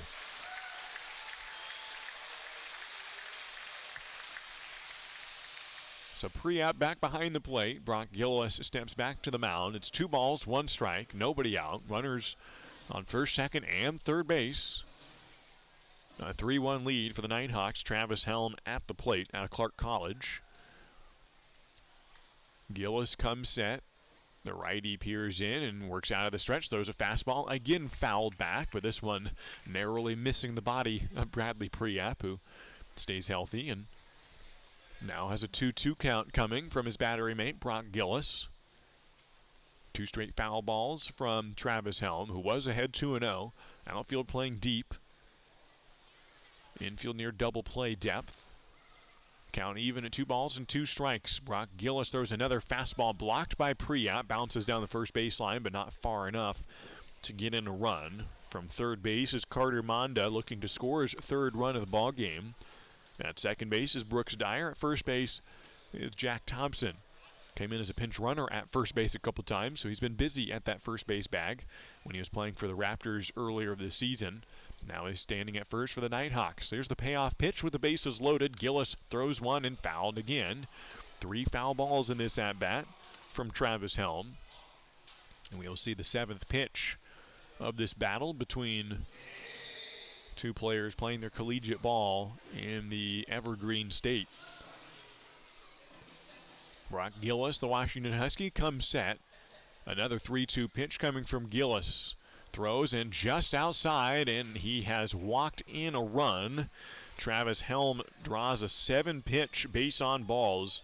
An RBI for Travis, who has a run batted in every at-bat today, every plate appearance. Pushes Jack Thompson to second, Brooks Dyer to third, and Carter Monda has scored in each inning that he's come to the plate. It's 4-1, the Nighthawks leading it. Nick Lorenza to the plate. First pitch takes a cut at it and swings over the fastball. Brock Gillis ahead, 0-1. That run charge to Ben Lake, who entered back in the 3rd inning, exited partway through the 5th with the bases loaded. Still responsible for the runners on 2nd and 3rd. 0-1 pitch up coming from Gillis with the bases loaded, nobody out, grounded past the pitcher. Jocks steps on second, throws to first, and it is a double play that will score a run for Lorenza. No RBI for him, but he does get in a run on the 6-3 double play, and it's 5-1. Nighthawks leading in the top of the 5th. Brooks Dyer scoring on the plate. Jack Thompson standing at 3rd. 2 outs now in the inning. So Gillis getting back on the right foot here, inducing that ground ball just to the side of second base, and Jocks had to take 1 step to get to the bag. A strike on the first pitch from Gillis to Ryan Camp, who's 0 for 2 on the season. Both at-bats today, a strikeout and a ground out. Making his debut at the plate for the Nighthawks is behind 0-1 from Brock Gillis. With 2 outs in the top of the 5th, throws a fastball and catches the corner. No balls and 2 strikes from Brock. Gave up the walk, but it was a hard-earned walk by Travis Helm. Had him in a full count. Fouled the first pitch off on the initial payoff pitch, and the second one just missed, and then gets a double play on the next at-bat. The 0-2 pitch on the outer half and struck him out. So Brock Gillis comes in, walks the first batter, then a double play and a strikeout to end the 5th inning. The Nighthawks do a little bit of damage, however. They score 2 in the frame on 2 hits, or on actually on no hits in the frame. There's a hit by, or 1 hit in the inning, a hit by pitch and a couple of walks, and we head to the bottom of the 5th inning. It's the Nighthawks 5 and the Ridgefield Raptors 1. Hey baseball fans, after the game visit A, the area's premier gaming, dining, entertainment, and meeting destination. A is a proud supporter of the Ridgefield Raptors and the perfect place to meet up with friends after a Raptors win for dinner, drinks, and great times.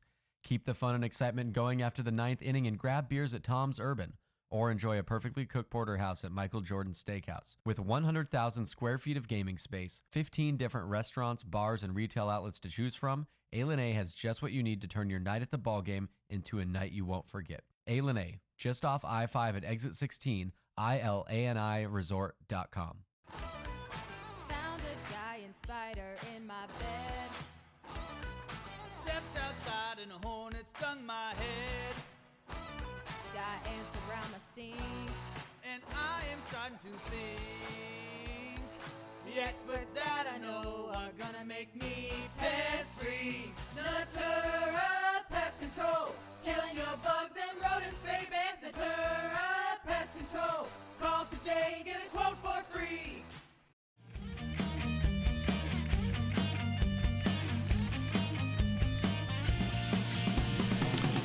Back to the bat for his second plate appearance of his Raptors career. Bradley Priap to the plate.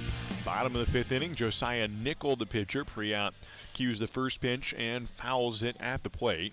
A 5-1 lead for the Northwest Star Nighthawks here in the bottom half of the fifth inning.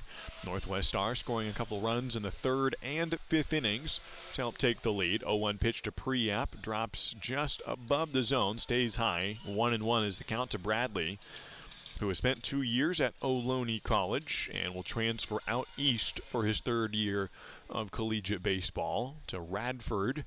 1-1 pitch to Bradley and swings, hits one to third base. A two-hopper fielded by Thompson, throws hard across and tagged out at first for the putout. Priap is retired. Travis Helm was not pulled all that far off the bag, but he took a step to his left and probably could have kept his cleat on the bag if he really wanted to, but he knew he could get the tag and slaps the mitt on Priap, who grounds out. 5-3 on the leadoff putout. One away in the fifth inning. 5-1 lead for the Nighthawks, and Dominic Enbody to the plate. Hit one to left field in his first at-bat. It was caught by Carter Monda. First pitch is a strike to Dominic. 0-1 the count to the University of Antelope Valley transfer from Concordia out of Wilsonville High School. 1 out. Dominic takes a pitch outside. I don't know, he's called a strike, excuse me. Dominic also had the same question. He said, wait, that was called a strike, and it was. 0-2's the count to Dominic. Lefty catcher, who's the designated hitter today, has a couple doubles on the season, batting .333 on the years. Behind 0-2, and doesn't take a swing in that one. It does miss outside. 1-2 is the count to Dominic. A 5-1 lead for Northwest Star. Took the lead in the top of the first, and have scored in alternating innings so far in this game. 1-2 pitch upcoming from Nickel, throws outside. 2-2 is the count to Dominic. On deck is Patrick Stark, a home run in every at-bat this season. Granted, that's only one at-bat. It was 2 innings ago, but he got a hold of one into left field against the wind and landed in the bullpen. Here's the 2-2 pitch to Dominic, and swings and fouls it in a drop third strike, actually. He didn't get a piece of it, and Dominic will trot down to first and thrown out. 2-3 on the drop third strike. And there are 2 outs in the inning here in the fifth. 5-1 is the score. Nighthawks on top. Patrick Stark, who's been the only player to score today for the Raptors, the only RBI. A home run in the third. He took the second pitch he saw as a Raptor and hit it deep to left. Now the third pitch he's seen is a called strike to Patrick, who has yet to play collegiate baseball. He signed last November to Loyola Marymount, where he'll head to play for Nathan Choate this upcoming year. 0-1 pitch to Patrick. Again, takes a big swing of home run proportion, but doesn't get the location and misses it. 0-2. 2 outs to Patrick. Nobody on base. From Redondo Beach, California. Here comes Josiah Nichols. Takes a swing at the 0-2 and misses the pitch up high. And Stark strikes out to end the fifth inning. So we head to the top of the sixth. It's the Nighthawks 5 and the Ridgefield Raptors 1. Ridgefield Main Street thanks you for supporting the Raptors and downtown, the heart of Ridgefield. Spend the moolah you win at the game at downtown shops and restaurants. Upcoming events include Main Street Day, C-Tran Shuttle Downtown Tailgate, and the Friday Night Flicks Outdoor Film Series. We are a nonprofit organization dedicated to preserving the cultural heritage of downtown Ridgefield while advocating for its future. More information at ridgefieldmainstreet.com and find us on Facebook at Ridgefield Main Street. We'll see you downtown, and go Raptors! The win-win value lineup from Buffalo Wild Wings has bundles of wings and fries so you can get more for less. With individual size bundles starting at just $9.99 and the 40-wing family XL bundle for only $39.99. It doesn't take a degree in chicken economics to know a good deal when it's pecking you in the face. Order wing bundles for takeout or delivery, part of the win-win value lineup at B-Dubs. At participating locations for a limited time only for takeout or delivery through Buffalo Wild Wings app and website. Delivery subject to availability. Fees may apply. Taxes extra.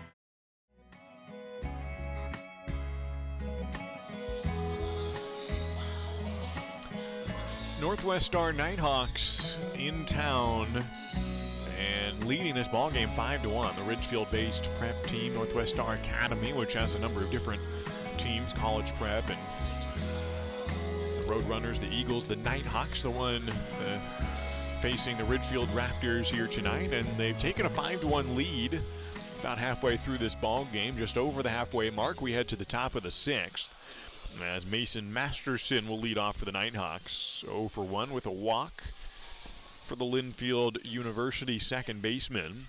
And Brock Gillis back to the mound for Ridgefield. Had a good first couple batters faced for the Raptors. He did walk the first man he saw last inning, making his debut for the Raptors. That did score a run. He came in with the bases loaded and nobody out.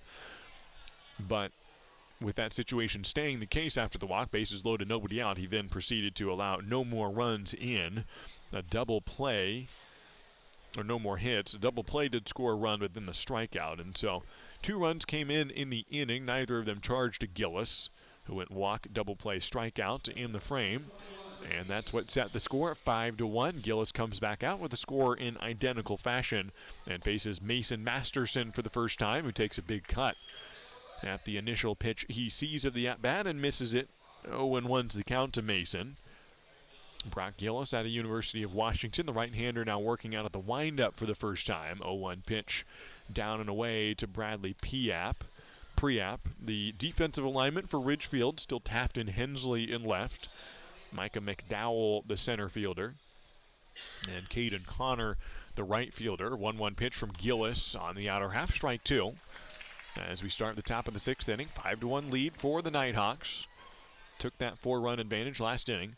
Around the infield for Ridgefield is Patrick Stark at third, Tanner Jocks at short, Brady Casper at second, Kobe Morales at first. The 1-2 pitch tails away. Ball 2 from Brock Gillis. And his battery mate, Bradley Priap. Goes by Brad more often, he said, but either one works.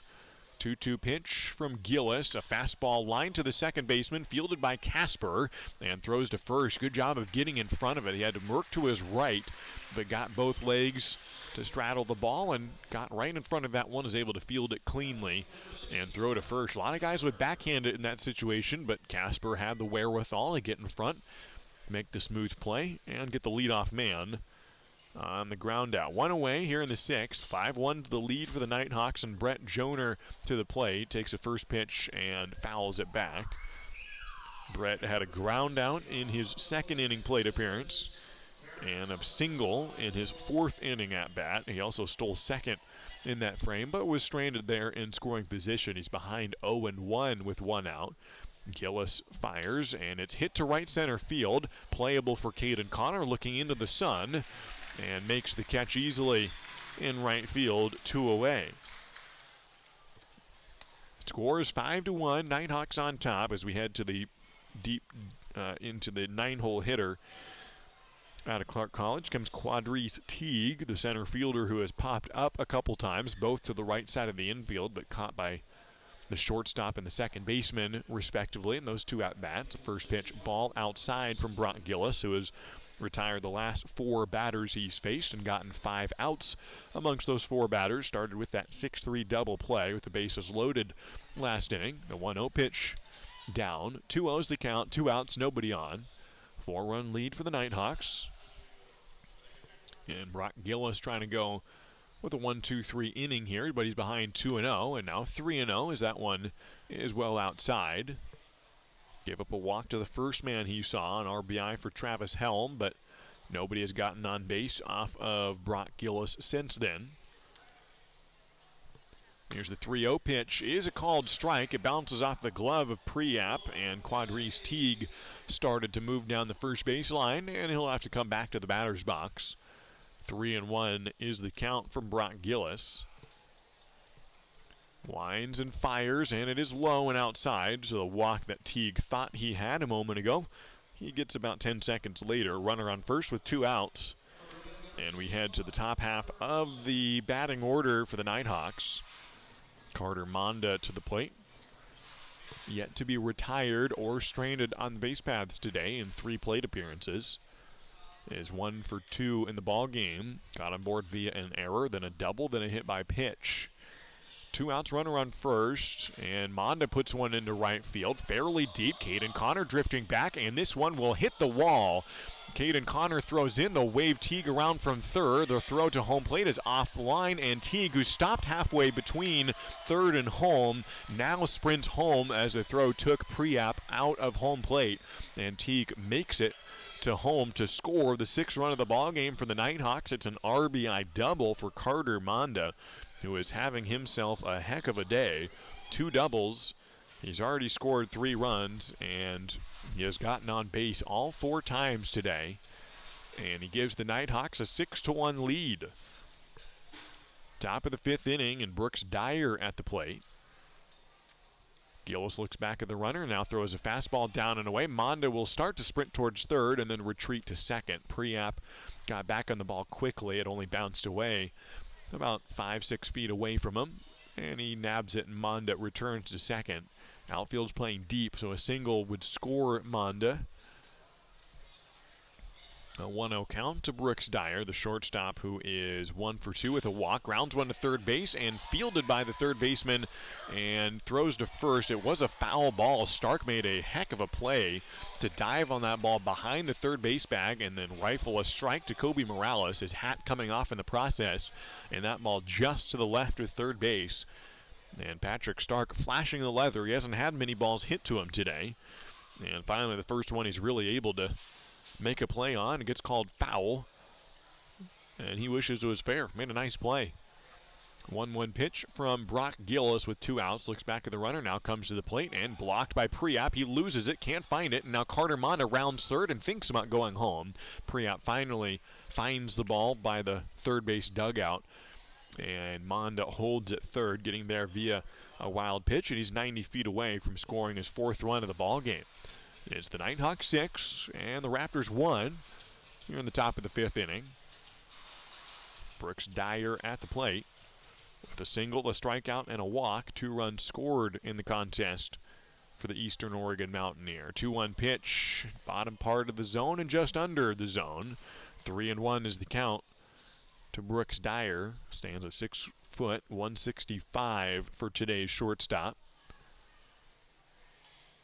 2 outs. Here's the 3-1, and it just misses down. A 5-pitch walk from Brock Gillis, and now there are runners on the corners here. Got the first 2 men out in this inning, but has since given up a walk, a double, and another walk. 1 run coming in the process. Jack Thompson to the plate. An RBI single, a walk, and a pop-out on the day so far for the Lewis and Clark Pioneer. Thompson takes a ball inside. 1-0 is the count. 2 outs, runners in the corners. A 6-1 lead for the Nighthawks. This day highlighted by Patrick Stark's home run for the Raptors. But other than that, it's been the Nighthawks' day so far in a non-league affair here on a Saturday evening. Just past 8 o'clock now in a game that's exactly 1.5 hours old. 1-0 pitch to Thompson.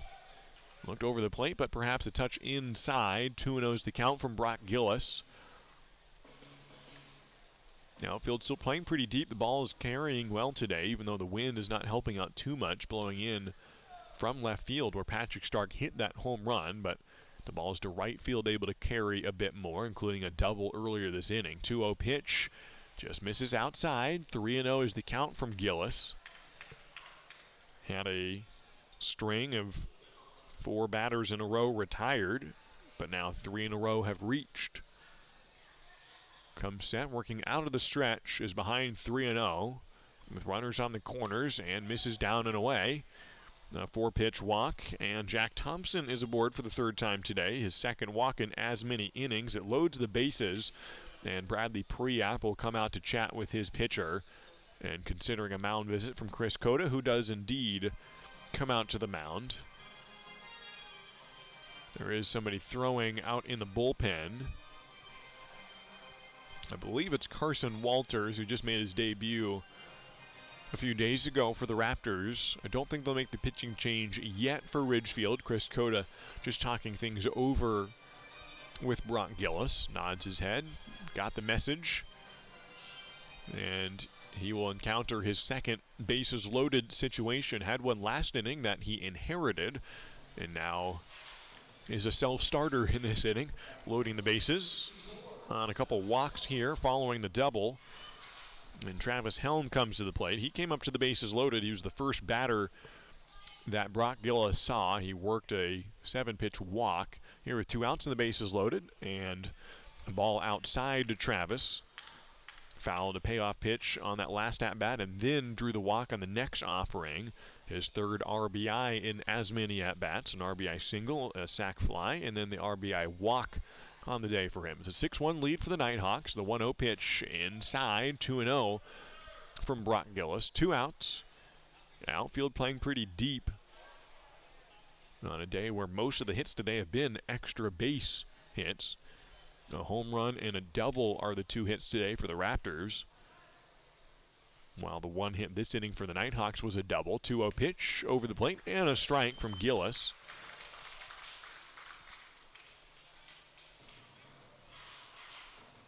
Two doubles on the day for Carter Monda, using the friendly win today here at the Rourke. 2-1 pitch with the bases loaded, swung on and fouled on the first base side. And it evens the count at 2 balls and 2 strikes with 2 outs here in the top of the 6th inning. A lengthy inning that started out quick, a ground out and a fly out. But the next 4 have reached. 6-1 lead for the Nighthawks. 2-2 pitch is swung on and hit to first base. It's caught by Kobe Morales, the first baseman. And that ends the inning to strand all 3 Nighthawks aboard. Good catch by Morales to end the frame. 1 hit on the inning, 3 walks, 1 run comes in. And the Northwest Star Nighthawks take a 6-1 lead as we head to the bottom half of the 6th inning. C-Tran is your public transit system offering service in Clark County and beyond. Catch local service in Clark County, regional and express service to Portland, and connector service within the city limits of Camas, LaCenter, and Ridgefield. And if you don't have cash, no problem. C-Tran now accepts digital payments with Hop FastPass. So hit a home run and leave the driving to us. Visit c-tran.com for more information. C-Tran, our community, our promise. Baseball is back, and Peace Health is excited to once again sponsor the Ridgefield Raptors as they vie for the West Coast League title. Raptors games make a great family outing. Bring the whole crew to the ballpark to enjoy a safe, fun outdoor event featuring the thrills of Raptors baseball. As the largest health provider in Clark County, Peace Health is ready to step up to the plate and keep your family in the game, whether it's a routine appointment or specialty emergency care. Peace Health and the Ridgefield Raptors, 2 great teams.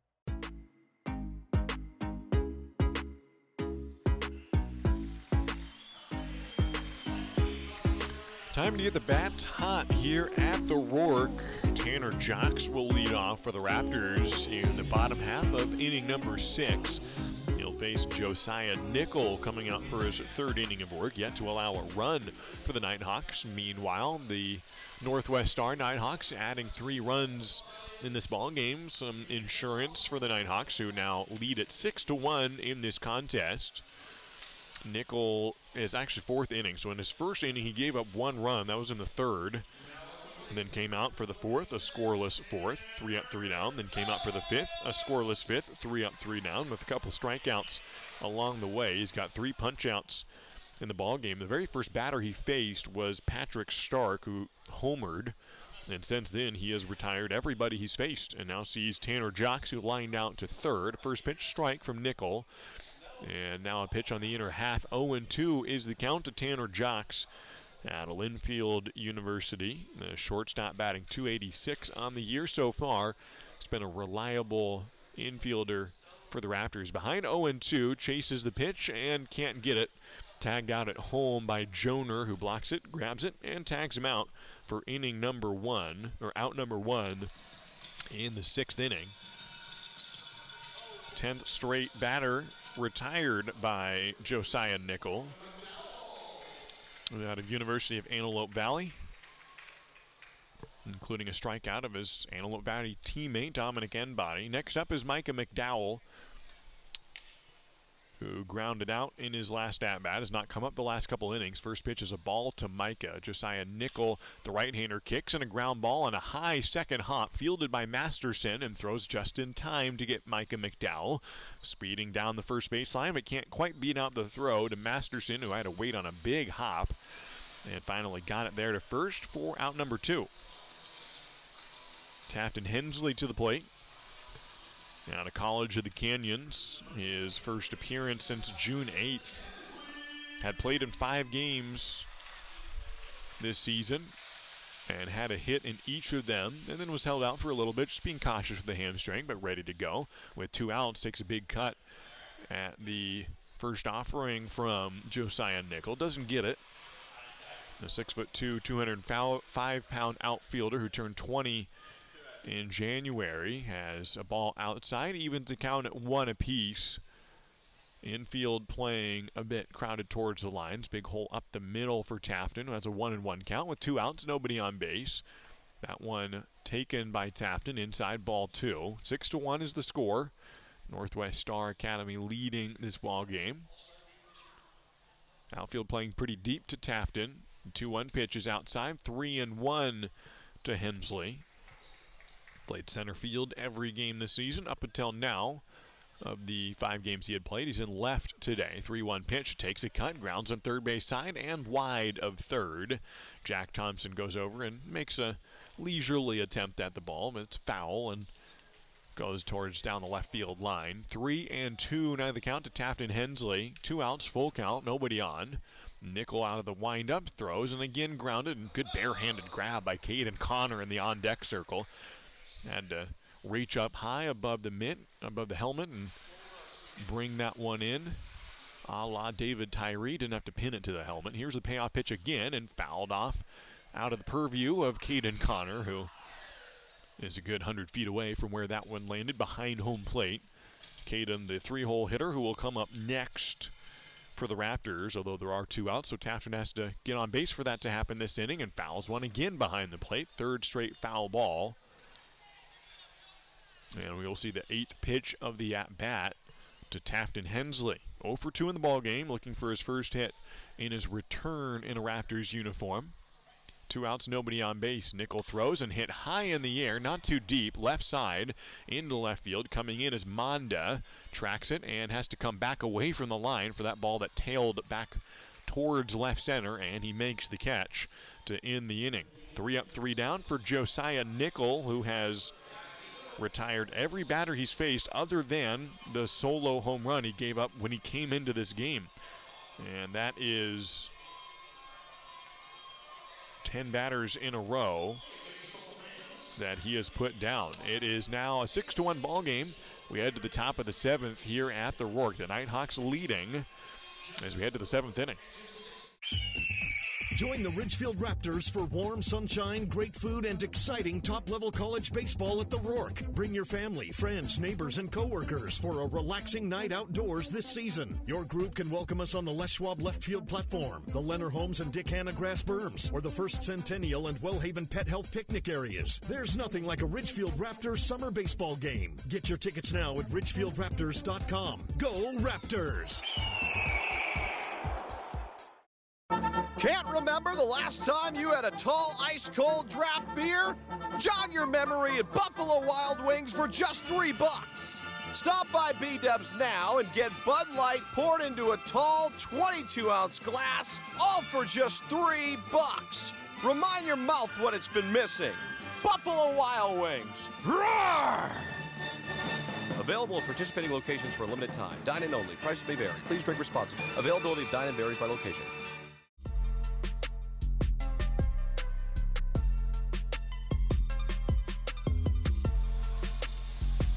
It's not his debut, but his first game at the Rourke as a Ridgefield Raptor. Carson Walters comes in. It is a 6-1 ball game. The Nighthawks leading in Ridgefield as we head to the top of the 7th inning. Final trimester of this contest as the lefty out of Gonzaga University comes in. Went from Twin Falls, Idaho to play his collegiate baseball in Spokane. He turned 20 years old earlier this month, just finished his freshman year at Gonzaga. He's making his second appearance in a Raptors uniform. He made his debut down in Bend and got in a little bit of trouble, walked 3 batters in a row of the Elks, but only 1 run came in after he exited. Ben Larson came in, induced a double play ball, and so Walters was just charged with 1 run, 1 hit, 3 walks, 1 strikeout to the 7 batters he faced, and now comes in for his second appearance facing the Northwest Star Nighthawks this time around, and Nick Lorenza to the plate. A couple strikeouts and a double play for Nick, who came in as the hottest hitter on this team. First pitch of the 7th inning is a called strike from Carson Walters. Lorenzo was 5 for 10 with a couple extra base hits, including the team's only home run on the year. Clark College Penguin is behind 0-1, and Walters now throws a fastball down and evens the count at 1 apiece as we get the 7th inning underway. The shadows lengthening onto the infield here at the Rourke. The 1-1 pitch up and in. 2-1's the count from Carson, who stands at 5'11", 190. The southpaw for the Gonzaga Bulldogs works out of the windup here against Lorenza. A big leg kick, and this one fouled right back in behind the home plate. 2 balls and 2 strikes from Carson Walters. Nobody on, just starting the 7th inning. It's the Nighthawks leading 6-1 with an even 6 hits as well. Ridgefield just 2 hits so far. I think the bats will wake up in the next couple innings. This one hit high in the air on the infield, in fact in foul territory, and it will tail out of play onto the overhead netting and skim across here at the Rourke with great crowd here in attendance. Another game tomorrow for all the dads who will be treated to a Father's Day matinee. 105 for all Sunday games this year. Here's the 2-2 pitch again from Carson Walters. Swung on and missed, and Carson strikes out the first batter he faces. 1 away in the 7th inning.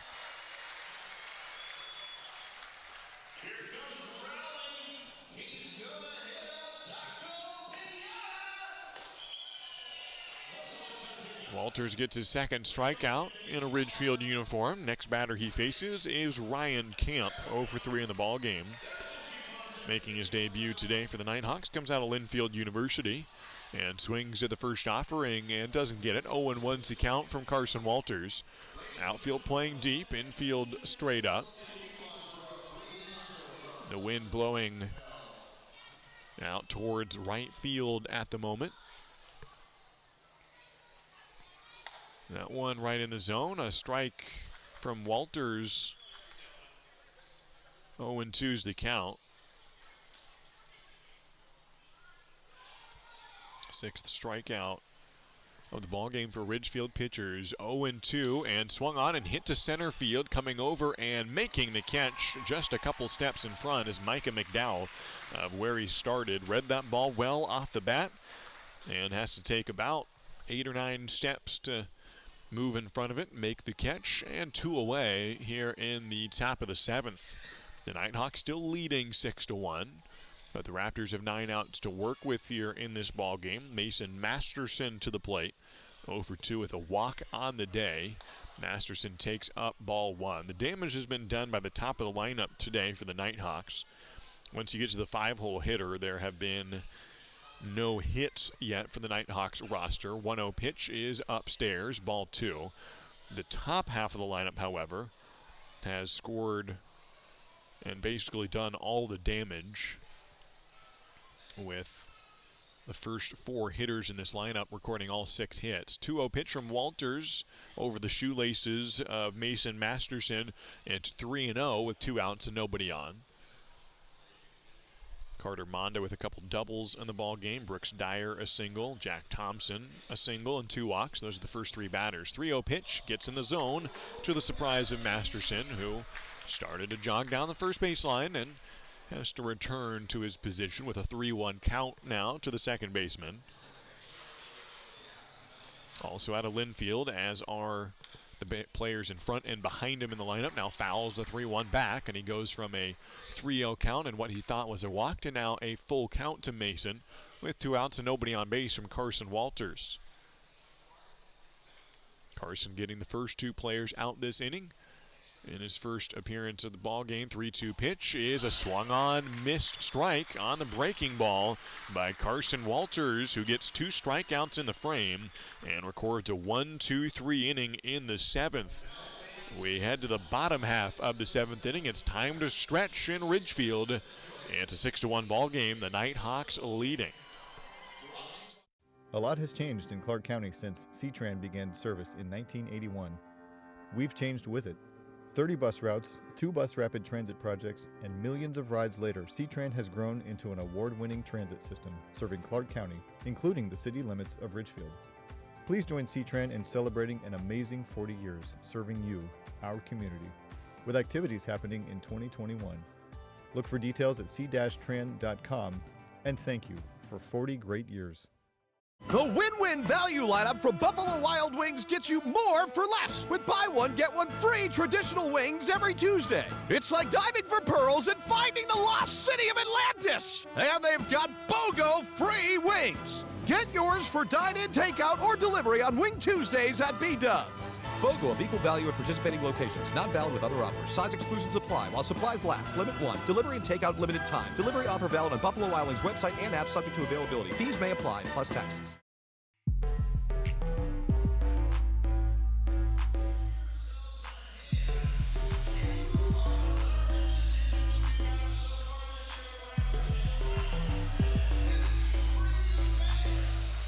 Bottom of the 7th inning here in Ridgefield. Sean Gard announcing biggest crowd to this point this season for the Raptors. A touch under 1,000, 953 if I heard Sean correctly.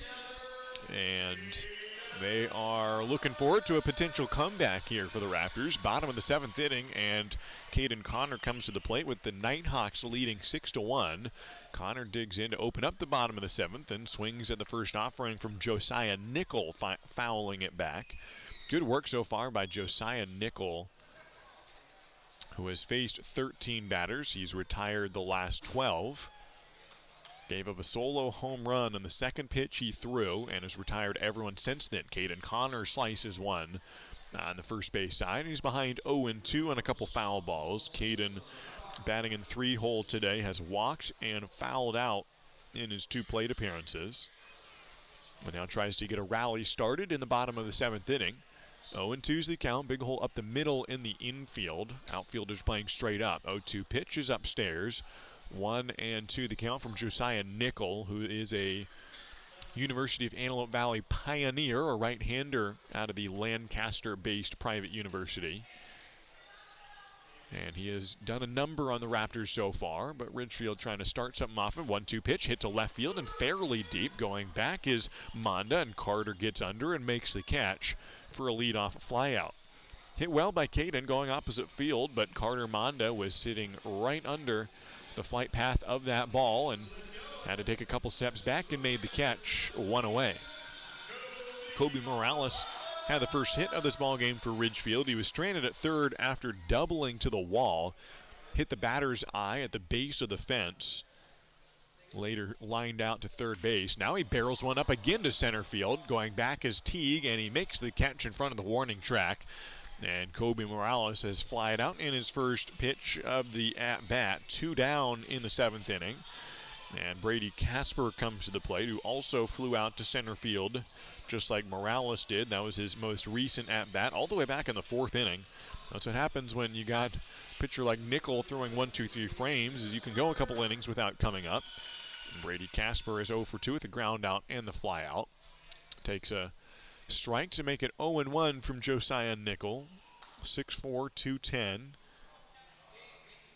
And the right-hander trying to go for his 4th straight 1, 2, 3 inning. Popped up and into left center field, going over his Monda. The left fielder gets under it and makes the catch in left center. 3 flyouts in the inning. It is a 1, 2, 3 frame.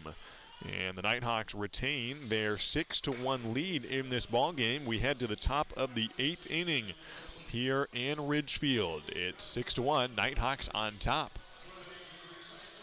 This is WSU Vancouver, Southwest Washington's only 4-year research university. Whether in person or via distance delivery, WSU Vancouver offers high-quality education and an employer-respected degree. You'll get a small school feel and the kind of place where you know you matter. Here, you'll get personalized education that brings out the best in you and inspires you to achieve your highest goals. Now what are you waiting for? Apply today. The Ridgefield Raptors are thrilled to reunite with fans and enjoy summer baseball again. Join us for America's favorite pastime. The Raptors are following state guidelines for spectator events and ask for your patience as we prepare for exciting West Coast League play. Please be courteous to our staff, fans, and players as we celebrate the return of your Ridgefield Raptors this summer. Let's make it a great season at the Rourke. Get your tickets now at ridgefieldraptors.com. Go Raptors!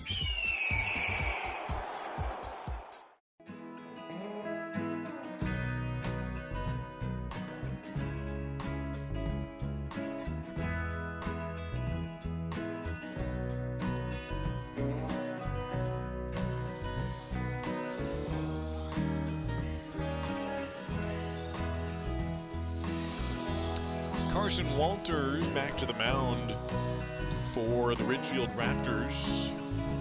The freshman out of Gonzaga pitched a 1-2-3 inning in the 7th with a couple of punch-outs. Carson came in with the Raptors trailing 6-1. He kept it that way. It's still 6-1 with the Northwest Star Nighthawks leading in this non-league matchup between Ridgefield-based clubs. Some of these players on the Nighthawks having played for Ridgefield. Jack Thompson, for example, Hector Infante, Luke Staten on the roster. First pitch from Walters of the 8th inning is down and a ball to Brett Joner, who is 1 for 3 in the contest. 6-1's the score, top of the 8th inning. Carson Walters trying to keep the margin at that number and gets a foul ball in back of home plate. 1-1 is the count from Brett out of Linfield University.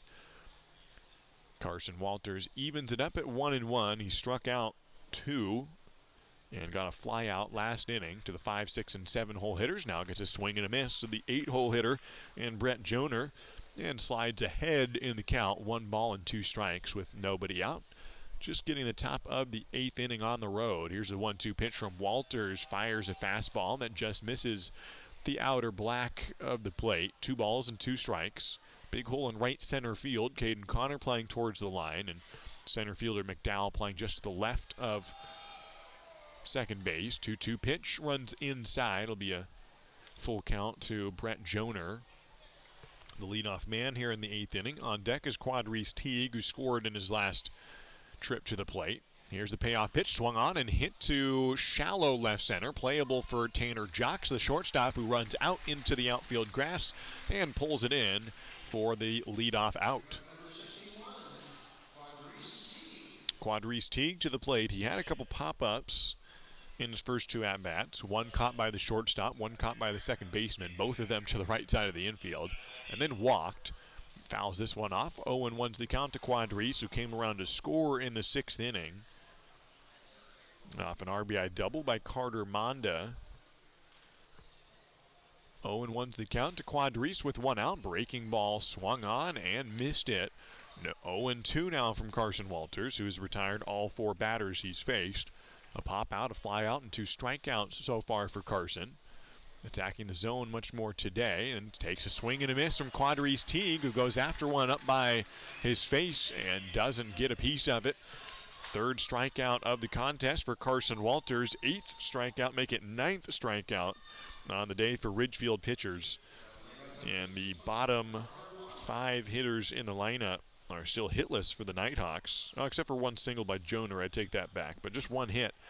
And now Carter Monda to the plate. First pitch is a strike to Carter with 2 outs, bases empty. And Carter Monda, who has reached on an error, scored, doubled, then scored, hit by a pitch, then scored, then an RBI double in the 6th. 0-1 pitch is grounded towards the left side of the infield. Tanner Jocks fields deep in the hole, throws to first, and it is not in time. A 2-out infield single for Carter Monda. Gets his 3rd hit of the ball game. He's been on base all 5 times today. And Monda is aboard to extend the 8th inning. First hit and first base runner allowed today by the Twin Falls native Carson Walters. And Brooks Dyer comes to the plate. Also had an active day on the bases, been on base the last 3 times. First pitch is hit up in the air and back of home plate and will tail towards the press box. 0-1's the count to Brooks Dyer, who walked in his last at-bat. In fact, walked twice, bookending a single in the 5th inning when he scored one of his 2 runs today. It's a 6-1 lead for the Nighthawks, top of the 8th inning. Runner on first with 2 down in the 8th. Walters out of the stretch, throws an 0-1 pitch that misses down and in. 1-1 is the count, with the outfield pretty deep. The infield playing straight up, but it's the second baseman, Casper, playing closer to the bag, almost like double play depth. Just ready for this pitch, barreled up off the bat of Dyer, hit to left center, not too deep, and it will be the left fielder Hensley chopping his feet to get under the ball, stop his momentum, and make the catch to end the inning. Brooks Dyer flies out. It's a one-man left on frame, no runs in for the Nighthawks. It remains a 6-1 score. The Raptors try to make a comeback. They have 6 outs to work with. We head to the bottom of the 8th inning. At Clark Public Utilities, we know you depend on electricity every day. And even though our offices remain closed, we're available 24 hours a day, 7 days a week, by phone, online, and email. The past year has brought changes to many in our community, with lost jobs or reduced working hours, disrupted childcare, and the challenge of teaching the kids. If you've been financially impacted by the pandemic and can't pay your utility bill, call us or send an email right away. Eligibility for payment assistance has been expanded so more households may qualify. Through it all, we're always here to provide you with safe and reliable service, and we're ready to help. Clark Public Utilities, ranked highest in customer satisfaction among residential mid-size utilities in the West by J.D. Power, 13 years in a row. For J.D. Power 2020 award information, visit jdpower.com/awards. Clark Public Utilities, we're always here.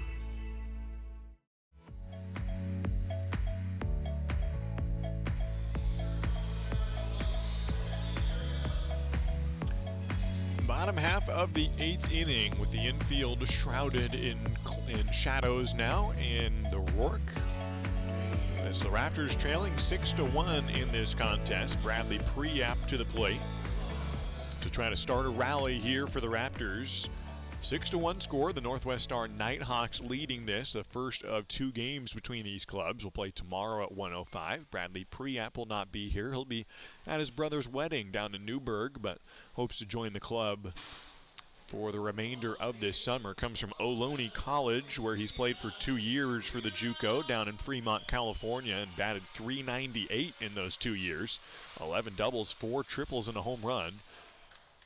Preap will start out this bottom of the 8th inning. First pitch grounded up the middle. He's got his first base hit as a Raptor. Bradley Preap singles, and it's the first Raptor to get a base hit since the home run in the 3rd inning. Preap aboard, and the home run hitter Patrick Stark is on deck now. To the plate is Dominic Enbody, the designated hitter, who's 0 for 2 in the contest, facing his University of Antelope Valley teammate right now. The pair of Pioneers take to the field here at the Rourke in Ridgefield. It's Josiah Nickel, the right-hander, throwing to Dominic Enbody, and it's a strike to Dominic, who is facing Nickel for the 2nd time today. He struck out from Josiah, who finally allows a base runner for the first time in quite a while throw down to first. He allowed a home run in the first batter he faced, and then proceeded to get the next 15 guys out. And now finally allows a base runner on a single by Preap. Runner on first. Enbody takes a pitch down, ball 1, blocked by Joner. 1-1 is the count. Runner on first. A 5-run advantage for the Northwest Star Nighthawks. No outs here in the 8th inning, and Dominic Enbody, a good guy to have at the plate. A clutch hitter. Game-winning single in the 9th inning against the Bend Elks a couple days ago. In the Tuesday affair, in fact. 1-1 pitch to Dominic, tails on the outer half, and is called a strike to Dominic. 1-2 is the count. The runner on first and nobody out. Nickel in his 6th inning now on the mound, all in relief. Came in the 3rd and has pitched ever since. 6-1 ball game, Nighthawks on top. Bottom of the 8th, the 1-2 pitch from Nickel, swung on and missed it, and he gets the better of his fellow Pioneer again. 1 away in the 8th inning, and it brings up Patrick Stark. He's had nobody on base both times he's come to the plate. That changes now. Making his debut as a Raptor, he had a home run in his first at-bat. And then struck out in the 5th. And now faces Josiah Nickel for the 3rd time today. 1 out, 1 on, bottom of the 8th. Nickel throws a first pitch off speed and outside, ball 1. It's a 6-1 score. Nighthawks have led the entirety of this game, other than the 0-0 tie, but even that was broken early in the top of the 1st. It was 1-0 for a while. Here's the 1-0 pitch from Josiah Nickel. Again, outside, bounces off the glove of Joner, who tried to frame it back in, and he kind of held the glove in the outer part of the zone. It skipped off the webbing and gets to the backstop for a pass ball, and that moves Bradley Priap down to second. Patrick Stark with a runner in scoring position. 6'2", 185, playing third base today, and will head down to Los Angeles for his first year of collegiate baseball in the fall. 2-0 pitch to Patrick, takes it, it's a strike. Signed a Loyola Marymount a few months ago and prepping here with the Raptors before heading down to SoCal. Has a 2-1 count with 1 out, a runner on second. 5-run deficit at the moment for the Raptors, trying to get something started in the last couple innings here. 2 balls and 1 strike. Nickel throws another one outside. 3-1 is the count. First base is open. The Raptors need base runners, so a walk would be just fine here, but so would a base hit that might score Priap. We got the 9th inning as well. After this, 6-1's the score. Nickel looks back at second, comes with the 3-1, swung on and missed. A full count with 1 out and a runner in scoring position. Patrick Stark at the plate, making his debut tonight. It's the number 36 jersey for the Raptors, and he's done well so far. Payoff pitch, swung on and out in front of the off speed, and he has struck out here as the 2nd out of the inning. Good work by Nickel to so far work around the leadoff single, but he's still got to get 1 more out in this inning, and Tanner Jocks is a tough out. Has been hitless in just 2 games this season. He's 0 for 2 in the ball game. He snapped a 5-game hitting streak in their most recent game, the win against Bend. This one bounces off the catcher and the pitch down low. Joner will run down for it, but sliding in safely to third is Priap. That ball down the third baseline, and so Joner was getting closer and closer to the bag as he was running down the loose ball, but by the time he got to it, Priap was already in his feet first slide. And he gets in there safely on a wild pitch. Tanner Jocks ahead, 1-0 with a runner on third. 6-1's the score. Nighthawks on top in the bottom half of inning number 8. Out of Linfield University, Tanner Jocks the 1-0 pitch. Off speed in there for a strike.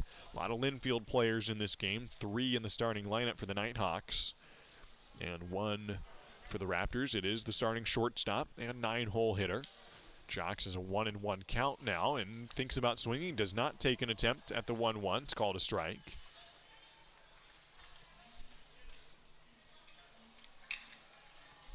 One ball, 2 strikes, 2 outs. Runner on third, bottom of the 8th. Here's the pitch, and Jocks pops it up on the right side, going over is Masterson. He's calling for it, and in shallow right field, he makes the catch, and the inning is over. Ridgefield strands a runner on third here in the 8th inning. They're down to their final 3 outs. They head to the top of the 9th inning here at the Rourke. It is 6-1 with the Nighthawks on top. Warmer weather is here, and what better way to enjoy a summer day than with a trip to the ballpark to watch exciting Ridgefield Raptors baseball. Play ball! Don't miss the action on the diamond as the Ridgefield Raptors battle other Western League rivals for the championship. This safe outdoor event is a perfect outing for you and your friends. Peace Health is a proud sponsor of the Ridgefield Raptors, with a team of medical experts on deck to provide your family the care you need. Treat your family to an exciting night at the ballpark and make it part of your healthy, active summer. Peace Health and Ridgefield Raptors baseball, a great double play. The Ridgefield Raptors are thrilled to reunite with fans and enjoy summer baseball again. Join us for America's favorite pastime. The Raptors are following state guidelines for spectator events and ask for your patience as we prepare for exciting West Coast League play. Please be courteous to our staff, fans, and players as we celebrate the return of your Ridgefield Raptors this summer. Let's make it a great season at the Rourke. Get your tickets now at ridgefieldraptors.com. Go Raptors!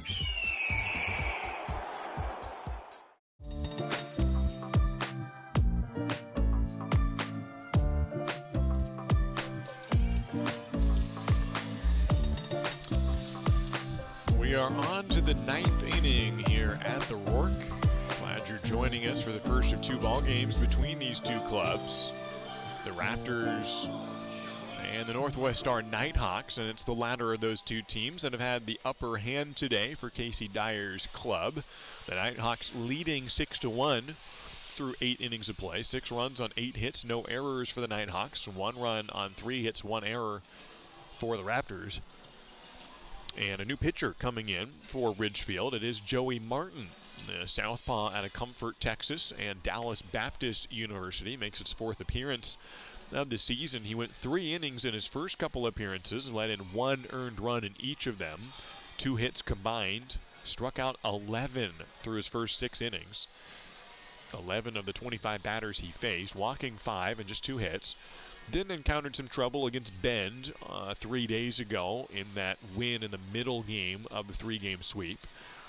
Gave up 3 walks to the 4 batters he faced and left with the bases loaded, but was not charged with any earned runs in that game. Good work following him up by Ben Larson, and so his ERA still looks pretty good at 2.84. He's 1-0 on the year in 6 1/3 innings pitched. Just 2 hits allowed. The first batter he will face of the 9th inning will be the Nighthawks 3-hole hitter in Jack Thompson,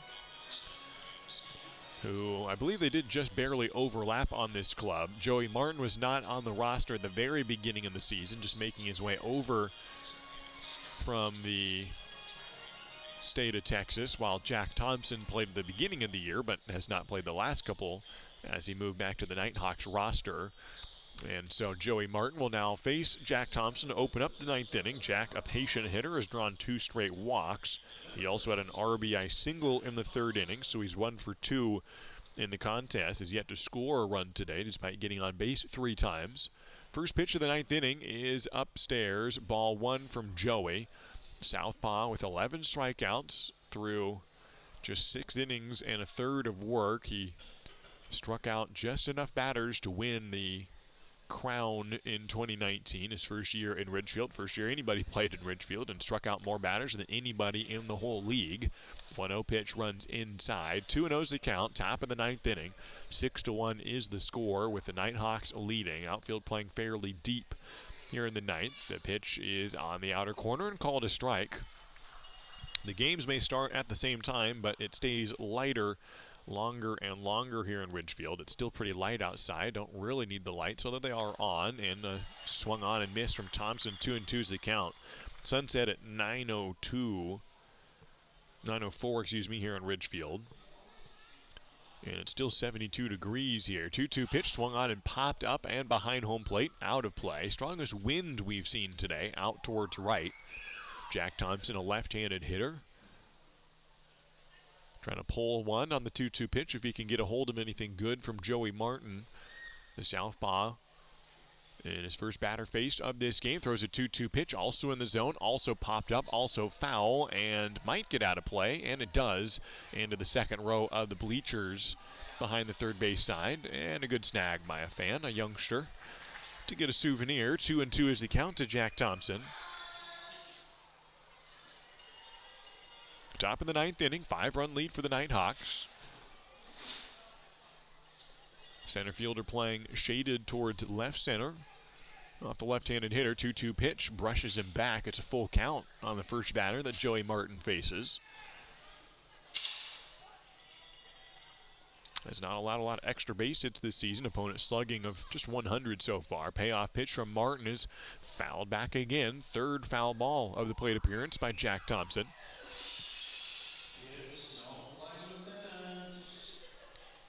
3 balls, 2 strikes, nobody out, just starting the 9th inning. 8 hits so far for the Nighthawks. Thompson trying to get that to number 9, takes down and away, and Jack Thompson has drawn 3 walks in 3 at-bats. The last 3 straight walks, I should say. In 5 plate appearances, he has an RBI single and 3 walks. He's aboard to start the 9th inning. And Travis Helm, who's drawn 1 walk of his own. It was an RBI free pass for Travis back in the 5th inning. Now comes to the plate again here in the top of the 9th. 6-1 to score. Nighthawks on top. Joey Martin opens this at-bat with a ball down low on the fastball, touching 90 from Joey. Playing for Ridgefield his 2nd season. Played for 3 different colleges so far. Kansas State, McLennan Community College, and Dallas Baptist. Here's the 1-0 pitch, down and in, 2-0 from Joey. The southpaw gives up the walk to open the inning. And now trying to come back behind the count to Travis Helm out of Clark College. Had RBIs in each of his first 3 at-bats today. But then lined out to first base last time at bat. Takes a big cut at the 2-0 and misses it. 2 balls and 1 strike to Travis Helm, the first baseman today, batting cleanup. Outfield again playing pretty deep. The wind is blowing modestly, but enough to help carry the ball out to right field. 2-1 pitch is inside, gets away from Priap. The runner holds. Probably a good decision. Priap sprinted pretty well to that ball and made a good turn around it. Could have rifled it to second, and Jack Thompson decides not going to risk it. He's also looking into the sun, holding his hand up and blocking the sun as he takes his lead off and making sure that Joey Martin doesn't make a quick throw down. He's taking a very slim lead at first. Here's the 3-1 pitch, and it is a called strike. Just catching the inner sliver of the zone. Runs the count full again. So Martin has another payoff pitch, just like he had to Jack Thompson in the first at-bat. Now to Travis Helm. The runner goes, swung on and missed. Throw down to second is not in line. So a strikeout and a stolen base to get Travis Helm. 1 out in the inning, and Jack Thompson into second with a stolen base. Did not have a stolen base as a Raptor, but he gets one here for the Nighthawks playing against the Raptors and against his former team. And Nick Lorenza to the plate. On a day where the Nighthawks have hit pretty well, Lorenza has had a bit of a struggle today, but trying to get back on the right side for Lorenza. 0 for 4 on the day. Takes a first pitch strike. 3 strikeouts and hit into a double play, but he does have a home run. Hit it against Cowlitz earlier this season, a game that ended in a 5-5 tie between the Black Bears and Nighthawks. Right now, Northwest Star leading 6-1 in this ball game over Ridgefield. 0-1 pitch, a breaking ball hit into the ankle of Lorenza, or his foot. Looks like he's not limping too much. He bounced away down the first base side, and strike 2 on Nick, who pounded the barrel into the turf. Apparently felt he could have gotten a better hold of that one, but just fouls it. With 1 out, runner on second, he's in an 0-2 hole from Joey Martin. The lefty deals 0-2, a fastball down. 1-2 is the count from Martin. A 6-1 lead. Northwest Star on top, having already beaten Wenatchee a couple times earlier this season, looking for their 3rd win over West Coast League clubs. 1-2 is the count from Joey Martin. Takes a long look in at his battery mate for the first time this season is Bradley Priap. 1-2 pitch from Joey, swung on and missed, and he has struck out 2 in a row. Ryan Camp to the plate after Joey Martin fans a couple on swinging strikeouts. Martin his 12th and 13th strikeouts of the season in overall play. So we'll obviously stick at 11 in league play, but gets a couple punch outs here in the 9th. And we head to Ryan Camp, who is 0 for 4 with a couple strikeouts on the day. 2 outs, breaking ball misses up and in. Drops down to 93 on the curveball from Joey Martin. Joey uses a 4-seam fastball, a cutter, a change, and a curveball. Is behind 1-0 with 2 outs. Looks back at the runner on second, who's taking a good-sized lead. Comes to the plate and throws a strike. Jack Thompson edging away from second base, and now Brady Casper, the second baseman, takes a couple steps in towards the bag, preparing for a pickoff throw if Martin wants to go that way. 1-1 pitch Upcoming from Joey Martin with 2 outs and a 6-1 lead for the Nighthawks. Looks back at the runner. Casper evacuates the bag. He throws 1-1, and it's inside. 2 balls and 1 strike to the hitter Ryan Camp. Playing right field today, making his debut for the Nighthawks, and still looking for his first hit in a Nighthawks uniform. 2 balls and 1 strike, 2 outs. Runner on second, top of the 9th inning. Joey Martin getting 2 outs in a row. 2-1 pitch, check swing. It's a called strike. Still no balls put in play in this inning. It was a leadoff walk on a full count to Thompson, then 2 straight strikeouts. Thompson stole second along the way. Runner on second, 2 balls, 2 strikes, 2 outs. Ryan Camp at the plate here in the top of the 9th. A 5-run lead for the Nighthawks. Martin looks towards the first base side and now comes to the plate and rung him up on the inside corner on a fastball. And he ends the inning with 3 straight punch-outs, and we head to the bottom of the 9th inning. It's still 6-1, the Nighthawks leading, and the last chance for Ridgefield, 3 outs to work with, to come back from a 5-run deficit. The win-win value lineup from Buffalo Wild Wings gets you more for less. With buy one, get one free boneless wings every Thursday. It's like finding extra fries at the bottom of your bag, but they're boneless wings, and there's twice as many of them. What is this sorcery? It's Boneless Thursdays at B-Dubs, available for dine-in, takeout, and delivery. BOGO of equal value at participating locations. Not valid with other offers. Size exclusions apply while supplies last. Limit 1. Delivery and takeout limited time. Delivery offer valid on Buffalo Wild Wings website and app, subject to availability. Fees may apply, plus taxes.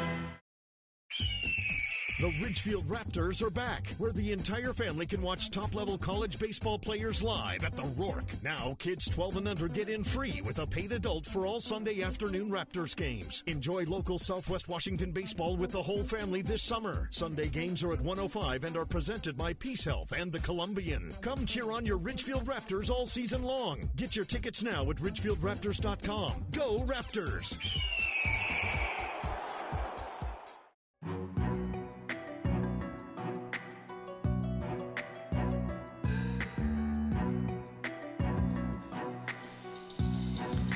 Well, the Raptors have come back from a 4-run deficit in the 9th inning before. They did it here at the Rourke in their most recent home game. That was against the Portland Pickles when they trailed 9-5, scored 4 runs, descended to extras, and later won the game in the 13th. This time we'll have to come back from a slightly larger deficit as Josiah Nickel starts off the bottom of the 9th inning with a strike to Micah McDowell. We open up the bottom of the 9th inning with the top of the order at the plate. It'll be McDowell, Hensley, and Caden Connor. McDowell sends one to left field. Going back on it is Monda, camps and makes the catch for out number 1, and Ridgefield is down to their final 2 outs with a 6-1 deficit at the hands of the Northwest Star Nighthawks. Taking on the Raptors for the first of 2 games, and it's Tafton Hensley to the plate. Has had a hit in every game he's appeared this season for the Raptors, making his return after injury. 5 games, now a 6th game played. He grounds one to third base on the first pitch, thrown across by Thompson, and he gets to the throw in time. 1 pitch, 1 out for the second out of the inning, and now the Raptors down to their final out with Josiah Nickel trying to close out this game. He'll be in position for the win. He's gone 6 2/3 innings now. He came in the 3rd, gave up a solo home run on the very first batter he saw, and since then has retired everyone but 1 single he allowed. No runs in since then, striking out 6. Caden Connor to the plate, the last gasp for the Raptors today. He has a walk and a foul out plus a fly out on the day. 2 outs in the bottom of the 9th. First pitch is in the dirt, ball 1 to Caden. Josiah Nickel out of University of Antelope Valley will be in position for the win today unless the Raptors can do something magical here in the bottom of the 9th. 2 outs, nobody on. 5-run deficit for Ridgefield, a non-league game, so this won't hurt the standings at all. 1-0 pitch from Nickel is a called strike to Caden. Evens the count at 1-1. Kobe Morales with a couple hard hit balls on the day. He's standing in the on-deck circle. Flied out last inning and had a double to straightaway center earlier today. He could expand a two-out rally if Caden Connor gets on base. 1-1 pitch, hits it to second. Masterson fields on 3 hops. Mason throws to first and gets there in time. The ball game is over. So Northwest Star Academy comes in and handles the Raptors, their first loss at home in a while. First game at home after all, in a while. But Ridgefield, coming off a 3-game sweep, drops this one 6-1 is the final score here from the Rourke. Good day for the Nighthawks, top of the roster, and some players who, they're from Ridgefield, and you'll see some of the players on the Raptors roster here and there. They get called up, and some players who had already appeared for the Raptors earlier this season. And so, after all, one of the teams from Ridgefield was going to win, and ends up being the Nighthawks, taking a 6-1 final score. Good work by some Ridgefield pitchers in this ball game. Joey Martin went an inning of scoreless work, striking out the side. Carson Walters also no earned runs in his relief appearance, 2 innings on the bump. Jet Lotus started this game and no earned runs in 2 innings for him. Ben Lake and Brock Gillis also pitched, 4 runs charged to Lake in the ball game. Jet Lotus 1 unearned run in the first, and with Ridgefield scoring 1 run in the bottom of the third, I believe Lotus will be charged with the loss on the day. But hey, it's not a West Coast League game, so the Raptors remain at 8-4 in the West Coast League schedule. They'll play one more time and try to even the series up with the Nighthawks here tomorrow. Father's Day matinee, 1:05 the start, where you can join us for play-by-play at the same spot you're listening right now. Fun to see some debuts in the Ridgefield lineup today, like Micah McDowell and Bradley Priap, as well as Patrick Stark, who highlighted the day with a solo home run to left field. Well, that'll do it for us here on the broadcast from Ridgefield. Thanks for joining us. For Jason Jenish, I am Josh Warden signing off from Ridgefield. 6-1 the final score. See you tomorrow afternoon here from the Rourke. So long, everybody.